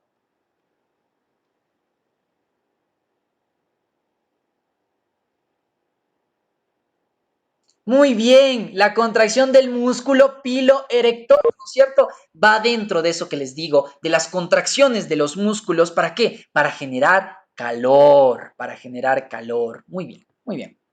Perfecto. Y Dayana nos dice, sí, efectivamente, por eso es lo que les decía que en el hipotálamo no hay MSH, es hipofisaria esa hormona, ¿sí? Que lo que va a estimular obviamente es a los melanocitos, ¿sí? Está bien. En el lóbulo medio se encuentra la MSH, pero es hipofisaria, obvio, ojo, no es hipotalámica, no es hormona hipotalámica. Pero chévere que nos haya dicho eso. Por eso les dije que eso lo vamos a ver en el sistema autónomo. Muy bien, muchísimas gracias Dayana, gracias a todos. Y el equilibrio del agua, ¿no es cierto? El equilibrio de agua, donde tenemos osmorreceptores en lo que serían el hipotálamo, que me permiten captar la osmolaridad del agua, ¿no es cierto? ¿Qué tanto soluto hay en mi solvente? Entonces, si hay mucho soluto, ¿qué va a pasar? Que dices, chuta, tengo que disolver. ¿Y cómo compenso eso? Metiendo más agua, ¿no es cierto? ¿Y cómo meto más agua? Muy bien, Electropark, a través de la sed. Ahí se genera esa sensación de la sed en el núcleo supraóptico, la sensación del centro de la sed que me permite dar ganas de tomar agua. Es por eso que, por ejemplo, frente a que nosotros comemos, por ejemplo, a mí siempre me pasa que después de que como chaulafán, Dios mío, se despierta mi sed, pero increíblemente, ¿no es cierto? ¿Por qué será?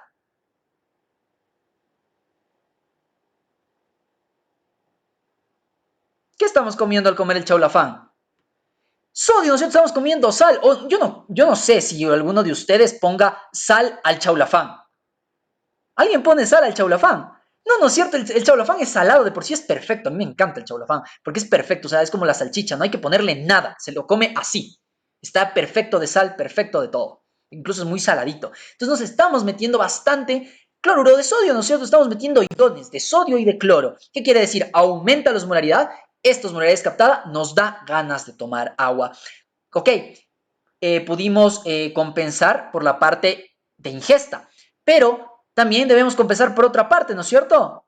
Por la de eliminación. Entonces es por esto que el núcleo supraóptico, ¿se acuerdan que por eso les pregunté? La antidiurética o vasopresina, ¿dónde se genera principalmente? En el núcleo supraóptico. ¿Qué hace la antidiurética? Ya compensamos la ingesta. Ahora, hay mucha sal. ¿Qué hace? Loco, chuta, si de por sí tengo poca agua y tengo un montón de sal y vos quieres seguir orinando, no te deja orinar. Entonces se secreta la antidiurética que evita que salga demasiada agua a través de la expresión de lo que serían las acuaporinas 2, ¿no es cierto?, en los túbulos colectores de la nefrona, y se reabsorbe mayor cantidad de agua. Entonces, ¿tu cuerpo qué hace? Conservar el agua y por ende mantener esa osmolaridad que aparte va a ser más compensada porque no estás eliminando y aparte estás ingiriendo más líquidos. Es por eso que se llama antidiurética, antidiuresis, antiorina o también vasopresina porque como dice Michelle, estás reteniendo líquidos, estás reteniendo volumen. Si tienes más volumen en un mismo diámetro, en un mismo espacio, ¿qué estás aumentando? La presión, ¿no es cierto? Es como cuando cogemos una funda que está llena de agua, le aplastamos, ¿qué va a pasar? Que de por sí tiene una presión contra las paredes de la funda, el agua, pero si le aplastamos, la presión aumenta, que incluso puede llegar a reventar la funda, ¿sí? Es lo que pasa, por eso se llama vasopresina. Como aumento la volemia, aumento la presión. Muy bien, tenemos las de la hipófisis anterior, que fue todito lo que ya nos matamos explicando con su ayuda. El ritmo circadiano, ¿sí? Este ritmo, porque no es que solo nos permite dormir, la vigilia y sueño, sino que también, dependiendo del día, se regula nuestra temperatura, nuestros niveles de corticosteroides, también el consumo de oxígeno. Todo eso va a estar influido por el momento del día. Cuando ustedes revisen semiología van a ver que la temperatura del día no es de la mañana, no es la misma que la temperatura en la noche, ¿sí? Entonces hay una diferencia y nuestro cuerpo mantiene ese ciclo de cuando el hipotálamo es pues digo, el hipotálamo es el maestro, es el que coordina el funcionamiento de nuestro cuerpo. Y también tiene un ritmo que a veces tiene que secretar más, a veces menos, a veces regular más, a veces menos. Y eso lo hace gracias a el día. ¿Cómo? Por este tracto, ¿se acuerdan? Retino supraquiasmático. Entonces, ¿en qué núcleo? En el supraquiasmático, que es nuestro reloj intrínseco. Como llegan esos estímulos visuales del exterior, nos informa, loco, está muy de día, está muy de noche, y nuestro cuerpo, ahí como le llega al el hipotálamo ahí decide, ok, entonces secreto más de esta hormona, secreto menos, regulo la temperatura o la regulo menos, ¿sí? Es algo bastante chévere acerca de este ritmo circadiano. También la expresión de la emoción, que lo veremos en el sistema límbico, es decir, el hipotálamo también se encarga, gracias a estas conexiones que tiene, de lo que sería la ira, el temor, la aversión, la conducta sexual, que es importantísima, y el placer por la influencia límbica y visceral. Aquí también en esta conducta sexual tiene bastante que ver lo que sería el núcleo ventral anterior, ¿sí? También tiene que ver un poquito las células que son sensibles a lo que sería estrógenos, andrógenos, circulan, es decir, la testosterona, que tanta testosterona se produce también para esta conducta sexual de las personas, y eso principalmente. ¿Qué más? ¿Saben de qué no hemos hablado? De mi pana la oxitocina, que yo sí le quiero bastante a la oxitocina. Es una hormona neurohipofisiaria, quiere decir que llega aquí, ¿no? A la neurohipófisis, miren, a través de las fibras que bajan, ¿sí ven cómo bajan hasta acá? Se secreta esta oxitocina. ¿Y cuál es la función de la oxitocina? Está relacionada aquí también con la expresión de la emoción, pero aparte tiene otra función principal, ¿no? Bueno, ni tan principal, en ciertos casos principal. En ciertos momentos, ¿no? Muy bien, Michelle. La contracción uterina, el parto, la secreción de la leche materna, porque una cosa es la creación, o sea, la hipertrofia de lo que serían las glándulas mamarias, que eso es encargado de la prolactina, ¿no es cierto? Y otra cosa diferente es la eyección, que salga esa leche. Y como dice Lady, permite la contracción del músculo liso del útero para el parto, ¿no es cierto? Entonces se estimula también, y se estimula a través de ¿quién? O sea, tiene una acción netamente muscular lisa, ¿no? Se estimula a través de qué? Por ejemplo, cuando se distiende el cervix, ¿no es cierto? El cuello uterino durante la labor de parto.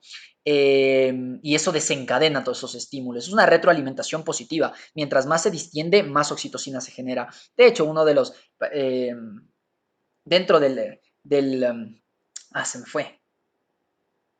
O sea, dentro del procedimiento que se toma, se incluye la inyección de lo que sería oxitocina, ¿sí? Para los partos.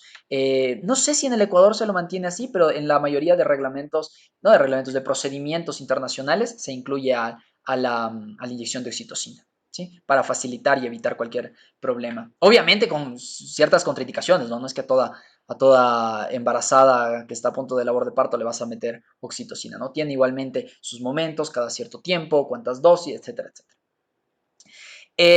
Muy bien, entonces es importante para el parto también. Se estimula, ¿por qué? Por la succión del bebé. La succión del bebé en lo que sería el pezón. ¿Sí? Esa estimulación del pezón estimula para la producción de la oxitocina, la liberación de la oxitocina. ¿Sí? Que va a permitir obviamente la eyección de lo que serían la leche. Por eso es que puede el bebé al succionar estimular que salga la leche. Y algo más también estimula bueno, no es contradictorio, sí está bastante confirmado en lo que sería el orgasmo, tanto masculino como femenino, y el sentimiento paternal y maternal que se genera, ¿sí? De protección hacia lo que sería la familia y nuestros hijos, hijas también. Entonces ya saben, ¿no? Que también pueden estimular para la producción de lo que sería la oxitocina y tener para siempre ahí a su ser amado con ese sentimiento paternal. Y ya saben cómo pueden hacer. Ok, pues es importante también fisiología, ¿no? Y anatomía. Bueno, esto no es mucho anatomía, es más fisiología, pero es importante igual.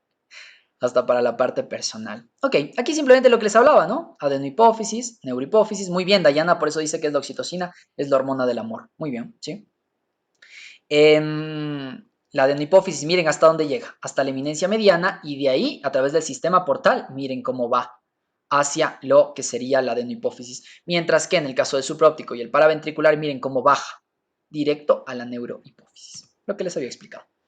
Muy bien, y vamos terminando con estos temas. Vamos con el subtálamo. Ya vimos patologías de arriba, ¿no? Lo del hambre, la temperatura también podemos tener hipertermias malignas, podemos tener o otros tipos concretos de hipertermias que es por alguna alteración en lo que sería la parte hipotalámica, porque recuerden que ese control de la temperatura no solo se da por el día y la noche, sino que también frente a ciertos, por ejemplo, pirógenos se denomina, ciertas moléculas propias de ciertas bacterias, virus, etcétera, se estimula la elevación de lo que sería la temperatura. Para eso también sirve el hipotálamo, ¿no? Algo más con respecto a eso. Con respecto a la hormona antidiurética, ¿se acuerdan? También es importante, bueno, acá pongamos, esta es la antidiurética que en el lóbulo posterior de lo que sería la hipófisis. Cuando hay un déficit en la secreción de hormona antidiurética, ¿qué va a pasar? Que voy a eliminar un montón de orina. Y si elimino un montón de orina, ¿qué va a pasar? Tengo déficit de antidiurética. Quiere decir que estoy botando mucha orina. No puedo reabsorber demasiada agua. ¿Qué va a pasar? Deshidratación, muy bien, disminuye mi volemia. Si disminuye mi cantidad de solvente, pero el soluto se queda así, ¿qué va a pasar con qué vamos a pasar con la osmolaridad? ¿Aumenta o disminuye?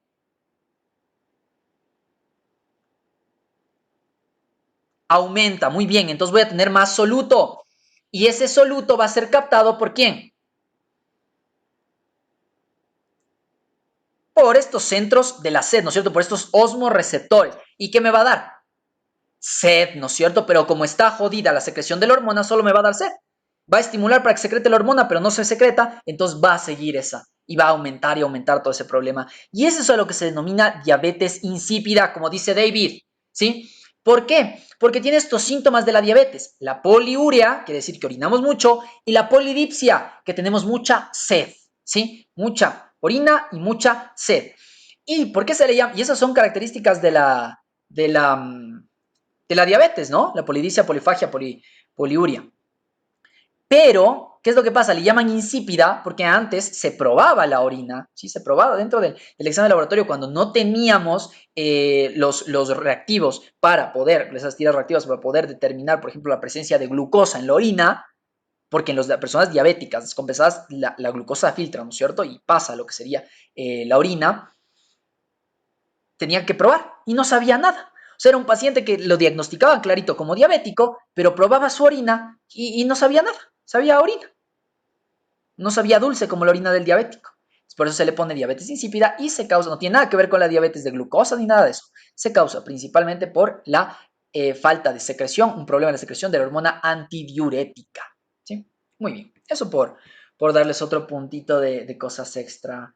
¿Qué más? Recuerden que también vamos a estar aquí coordinando lo que serían las respuestas de defensa, de la ira, del temor, todo lo que les dije de la parte de sentimientos, ¿no es cierto? Que está conectado un poco con la neocorteza y los órganos de los sentidos frente a ciertos estímulos. Eso principalmente. Creo que con eso quedamos claros con todo lo que sería hipotálamo. Vamos con el panasubtálamo. El subtálamo va a tener ciertos límites, ¿sí? Como les dije, está bien abajito, miren, este es el tálamo, ¿sí? Su región pulvinar, y miren, aquí está el subtálamo. Concretamente, todo esto es subtálamo, ¿no? Tiene tanto sustancia blanca como sustancia gris. Su sustancia gris forma este núcleo subtalámico de Lewis, ¿sí? Algunos le llaman de Lewisis también, pero de Lewis la mayoría de bibliografía lo dice así. Que es sustancia gris, ¿no? Pero también le incluye sustancia blanca, que forman los famosos, ¿alguien sabe? Campos de... ¿Alguien sabe cómo se llaman esos campos subtalámicos que son famosos? Ay, me duele ya la espalda. Muy bien, Dayana, los campos de Forel. Ajá, los campos de Forel, muy bien. Y bien, Lenin también. ¿Qué más? Entonces, miren, está entre el tálamo dorsal, sí, miren, es el tálamo, la parte más dorsal, por eso vemos en la parte pulvinar, ¿sí? Y el tegmento del mesencéfalo, ¿sí? Miren, recuerda, miren, esta es la base peduncular, por acá estará el mesencéfalo. Entonces, entre el tálamo dorsal y el tegmento del mesencéfalo, que estará entre la base peduncular y obviamente, el tegmento, ¿no? Que sería la parte mesencefálica. Tenemos su parte de sustancia gris, que es el núcleo subtalámico o cuerpo de Lewis, que va a estar dorsolateral a la sustancia nigra, sí, a la sustancia nigra que está, ¿se acuerdan? En la base de los pedúnculos, y se extiende lateral a lo que sería el núcleo rojo. Miren, sustancia nigra y este es el núcleo rojo. Y aquí se está extendiendo lo que sería el cuerpo de Lewis. Miren, aquí podemos ver también el núcleo subtalámico, cuerpo de Lewis, ¿sí? Que va a tener, que el subtálamo es todo esto, ¿no? Tanto el núcleo como la sustancia blanca que está por acá, que forma los campos de Fore. Y aquí tenemos, por ejemplo, la zona incierta. Ya vamos a ver. O inserta, le dicen también alguna bibliografía. Bueno, ok, las conexiones del subtálamo, porque también va a tener conexiones, va a ser que principalmente les dicen subtálamo, a su mente tiene que llegar que se conecta con el globo pálido, que es un ganglio basal. Eso es lo que tiene que tener claro en su mente. Si se conectará con el globo pallidum, ¿cuál creen que va a ser su principal función? ¿Se acuerdan que yo les dije que íbamos a revisar de nuevo a los ganglios, que íbamos a ver más bien a los ganglios basales y luego los vamos a tocar de nuevo cuando veamos un sistema? El sistema que realiza una coordinación junto con el cerebelo, que tiene su vía cerebelosa. También tenemos un circuito de los ganglios basales. Del sistema, no es el límbico. Cerebelo tendrá algo que ver con el sistema límbico. Esos núcleos cerebelosos. Muy bien, Dayana, la actividad muscular, ¿no es cierto? Con el sistema motor. Eso tiene que ver. Cuando les digan subtálamo, a su mente tiene que venir motor, ¿sí? ¿Por qué? Porque se conecta, recibe tanto fibras aferentes, es decir, le llega información de lo que sería el globo pallidum, que es este globo pallidum, que es un ganglio basal, este es el putamen, globo pálido, juntos forman el núcleo lentiforme porque parece un lente, ¿sí? Pero del globo pálido le llega información sensitiva y él manda también información eferente al mismo globo pallidum, ¿sí? Aquí vamos a encontrar los campos de Forel, ¿sí? Que se los divide como H, H1, H2, y también la zona inserta, ¿sí? La zona inserta, está de aquí, que va a estar obviamente entre el subtálamo y el tálamo, arriba del fascículo lenticular, que ya lo vamos a ver aquí. Entonces, miren, esto es lo que debemos revisar. Este nuclecito de aquí, si le ven, le voy a rayar para que lo vean clarito. Este es el núcleo subtalámico, ¿sí? Subtálamo es todo esto de aquí, es subtálamo, ¿sí? Pero este es el núcleo subtalámico, es la parte de sustancia gris. Muy bien. Y miren, por acá vamos a tener en cambio a el globo pálido, una parte más medial y una parte más lateral. ¿Sí? Miren cómo se conecta con el globo pálido, tanto eferente como aferentemente. Pero aparte, por todo este subtálamo pasan estas fibras. Primero, el fascículo talámico que va desde el tálamo hacia el globos, más bien desde el globos pallidum hacia el tálamo. Miren, desde el globos pallidum hacia el tálamo. ¿Sí? El fascículo talámico, que es todos estos dos, ¿no? Los que pasan superior e inferior al núcleo subtalámico forman el fascículo talámico. Y este fascículo talámico a la vez se divide en dos. El que es más superior, que se llama fascículo lenticular. Y este es el campo H2 de Forel. Y este de acá abajito, que en cambio se llama asa lenticular, que luego forma esta área prerubral, que es el campo H de Forel. El campo H con el campo H2 van a formar el campo H1, ¿sí? Que es el fascículo talámico, porque ambos van hacia lo que sería el tálamo, ¿sí? Al tálamo. Y todo esto a través del subtálamo. Muy bien. ¿Se cortó las conexiones? Ok, vamos de nuevo. Miren. Aquí está el subtálamo, que es sustancia gris, pero también el subtálamo es el núcleo subtalámico, ¿no? Porque también el subtálamo incluye a la sustancia blanca, ¿no es cierto?, que está alrededor. Muy bien. Entonces el núcleo subtalámico le va a llegar información, miren, tanto eferente del globo pálido, como también va a mandar información eferente al globo pálido. Pero también por este subtálamo, en su parte de sustancia blanca, se encuentran los campos de Forel, que son estas fibras rojas que vemos aquí, ¿sí? ¿Dónde vamos a encontrar? Todas conectan al globo pallidum con el tálamo, pero pasan por el subtálamo y forman los campos de Forel que les estoy explicando. Tenemos a la agrupación, bueno, mejor vamos yendo uno por uno. Tenemos a este, que es el fascículo lenticular, que va por la parte superior del núcleo subtalámico, sí, desde el globo pallidum hasta el tálamo. Y tenemos un fascículo en cambio lenticular que va por la parte inferior, igual desde el globo pallidum hasta el tálamo.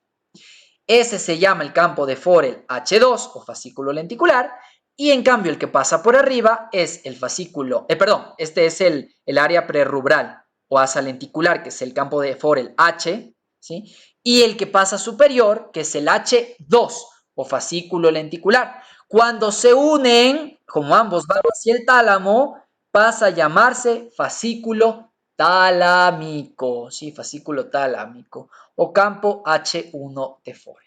Muy bien, ya sabemos, aquí está todo lo que les hablaba, ¿no? Viene también de lo que serían los núcleos reticulares, también tenemos la zona inserta que les había hablado, que está por la parte arriba del fascículo lenticular, ¿sí? Miren, este es el fascículo lenticular y entre el tálamo y el núcleo subtalámico, aquí está la zona inserta, ¿sí? Muy bien, eso es todo lo que hablamos. ¿Qué va a pasar? Se encarga de la parte motora, del control de los movimientos. Cuando hay una afectación a nivel subtalámico, vamos a encontrar el hemivalismo. ¿Sí? El hemivalismo es el defecto cuando hay un problema a nivel del núcleo subtalámico. Y alguien que me diga cómo se manifiesta el hemivalismo. ¿Cómo es un hemivalismo?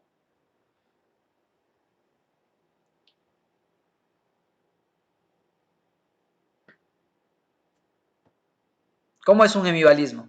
Es exactamente lo que estoy haciendo ahorita. Miren, son movimientos erráticos, fuertes, así, traj. Miren, de un solo lado del cuerpo, ¿no? Podemos tener un balismo completo, ¿no? Pero el hemivalismo, la mitad del cuerpo, que miren qué movimientos hace, ¿sí? Miren lo que hace. Son movimientos erráticos, hacia un lado, hacia el otro lado, de los miembros inferiores. Muy bien. Y hay veces, son movimientos involuntarios, ¿no? La persona no los controla. Son completamente movimientos involuntarios, erráticos, bruscos, espásticos porque tienen contracción, no tienen tampoco coordinación. Y como les dije, pueden ser en los miembros, ¿no? Más en la parte superior. Y sí, generalmente cuando esto ya se hace algo un poco más completo, o sea, más generalizado, se le pasa a llamar coria, como nos estaban hablando arriba, que decían como la coria. Exactamente, por ejemplo, tenemos la coria de Huntington, ¿no es cierto? Que, bueno, es una enfermedad neurológica, es hereditaria y es degenerativa, ¿no? Y bueno, se manifiesta de esta manera. Hay que diferenciar, bueno, todo eso ya lo veremos en el examen físico, porque también el examen neurológico, que también quisiera darles un poquito de examen neurológico, que es como la parte donde aplicamos todo esto. Creo que es importante. Entonces ahí iremos diferenciando, por ejemplo, corea, de en sí el hemivalismo, de la tetosis, etcétera, etcétera. ¿Sí? Muy bien, pero eso para que tengan claro, ya saben que es motor. ¿Sí? Entonces dicen hemivalismo, en su mente debe llegar subtalámico, motor. Y el epitálamo, ¿sí? Que es la parte final de este diencéfalo, donde vamos a encontrar a los trígonos avenulares, a la vénula que se encuentra posterior a esta parte pulvinar, a la parte del tálamo, se encuentra posterior, ¿sí?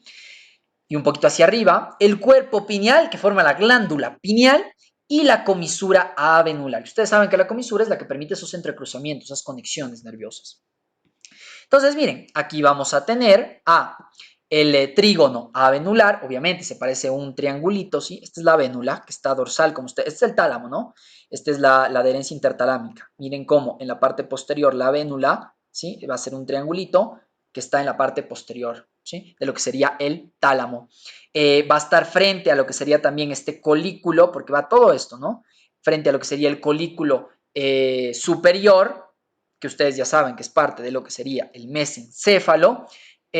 También tenemos a unos núcleos avenulares aquí que van a recibir fibras de la estría medular del tálamo, que ya habíamos hablado, que cómo se pueden unir a través de la comisura avenular, que es esta de aquí. Miren, esta de aquí es la vénula, ¿no? Forma la comisura avenular y de aquí se forma la epífisis. Y por acá, más anterior e inferior, esta es la comisura blanca posterior, ¿sí? Por acá tendremos la anterior. Acá está la posterior y esta es la comisura avenular, ¿sí?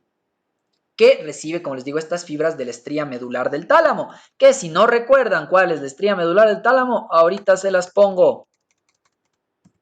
Miren, aquí está la estría del tálamo, ¿sí? De aquí va a recibir lo que serían también las fibras nerviosas. Y miren, por acá está la avénula, ¿sí? Por la parte posterior, si lo vemos desde una parte un poquito más inferior, ¿sí? Y va a formar lo que sería luego la glándula pineal. Y miren, aquí está la comisura avenular. Muy bien. Regresemos. Y también hay un tracto que es el tracto avénulo interpeduncular, ¿sí? El tracto avénulo interpeduncular. ¿Qué más? A ver, Lenin nos dice, también se puede relacionar con el Parkinson, con eso de los movimientos involuntarios. Es que, como te digo, hay muchos movimientos involuntarios. Eh,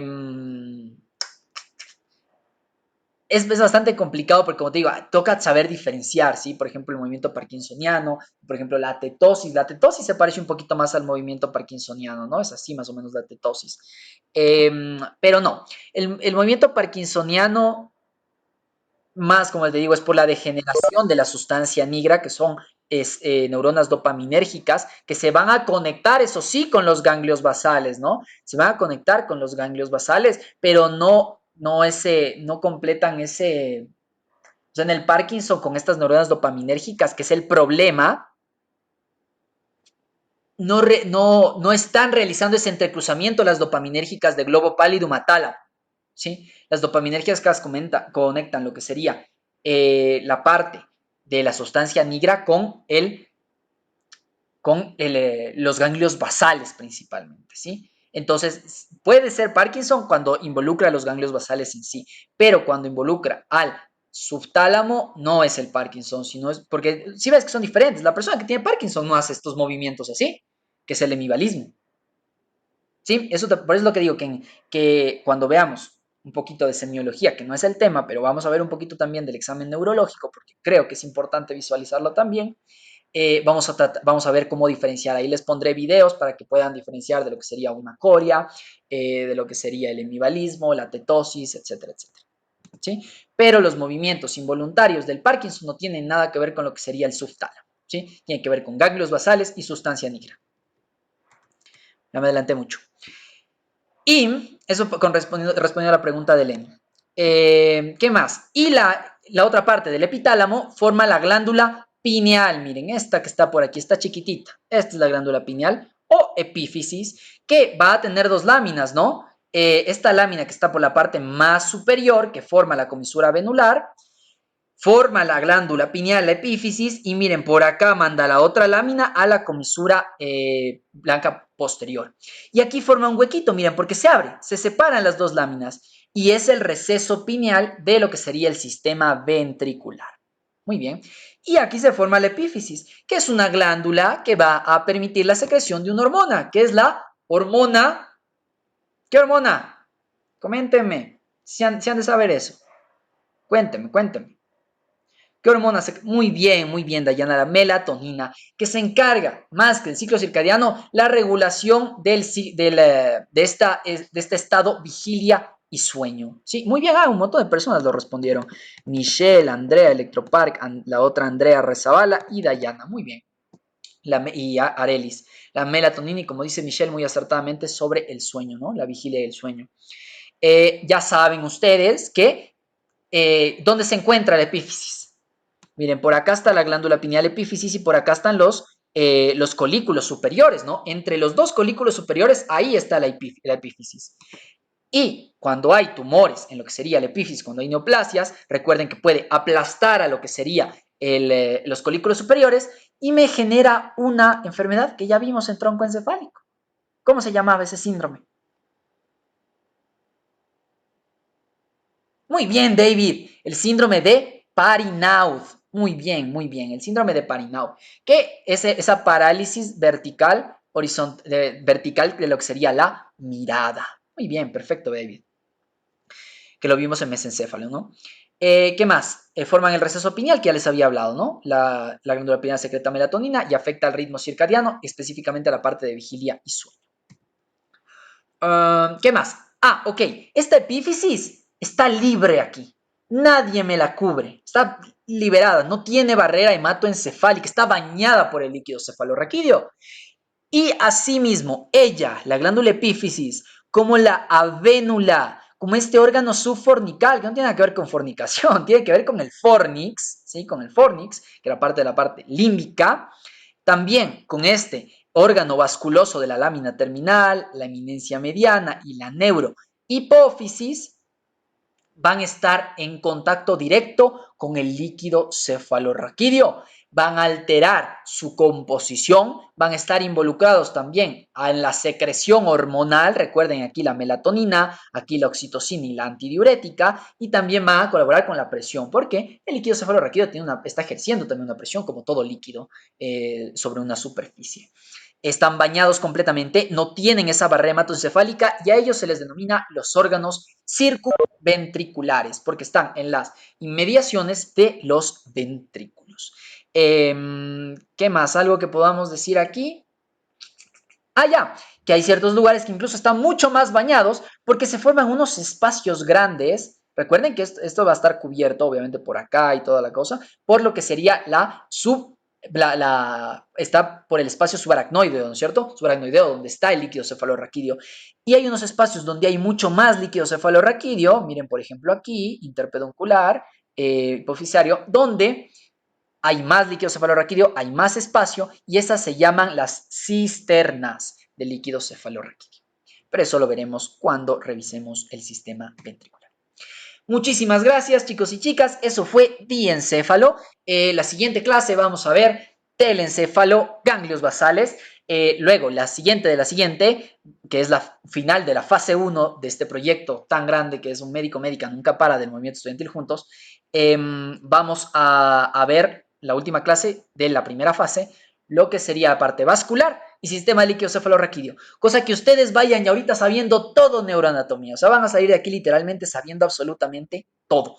Luego, en la segunda fase, es como estaba en la publicidad que mandamos y ahorita la vamos a reenviar de nuevo, que en la fase 2 son temas específicos, ¿sí? Temas especiales, integrando todo lo que ya vimos, un poco más personalizado como grupo de estudio, en el cual veremos sistema motor, sistema sensitivo, sistema autónomo, sistema de la conciencia o ARAS, veremos también sistema, más bien las facultades intelectuales superiores y el examen neurológico. ¿Sí? Esos son los temas que son un poquito ya más especiales, ¿no? Que involucran todo lo que ya hemos hablado. Es como un refuerzo de todo y aparte ya conectar para ver cómo funciona.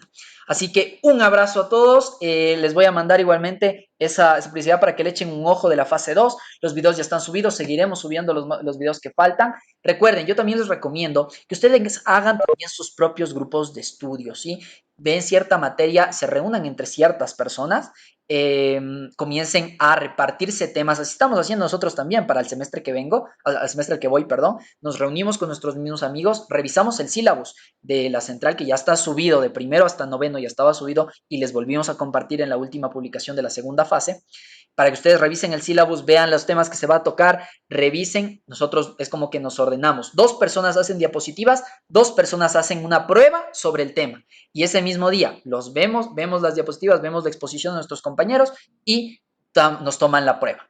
Estamos ahí, conversamos acerca de eso y así vamos aprendiendo y no perdemos este tiempo valiosísimo. Por eso tengo la seguridad de que a pesar de estas dificultades va a ser uno de los mejores semestres que vamos a poder sacar todos nosotros, ustedes y nosotros juntos adelante y juntas, ¿no? Entonces, eso chicos y chicas, un abrazo a todos, sigan estudiando, también relájense, disfruten un poquito también esas vacaciones, vean muchas series, películas y nos vemos la siguiente clase que terminaría la fase 1 y empezamos con la fase 2. Un abrazo a todos y todas. Cualquier pregunta me la pueden dejar, ¿no? Y muchas gracias a ustedes.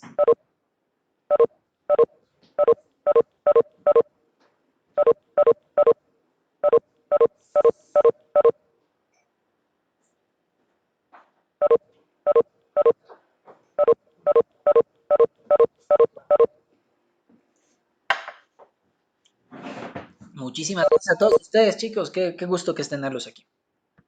Chicos y chicas, ¿no? Estoy tratando de siempre chicos y chicas, pero a veces se me olvida. Bueno,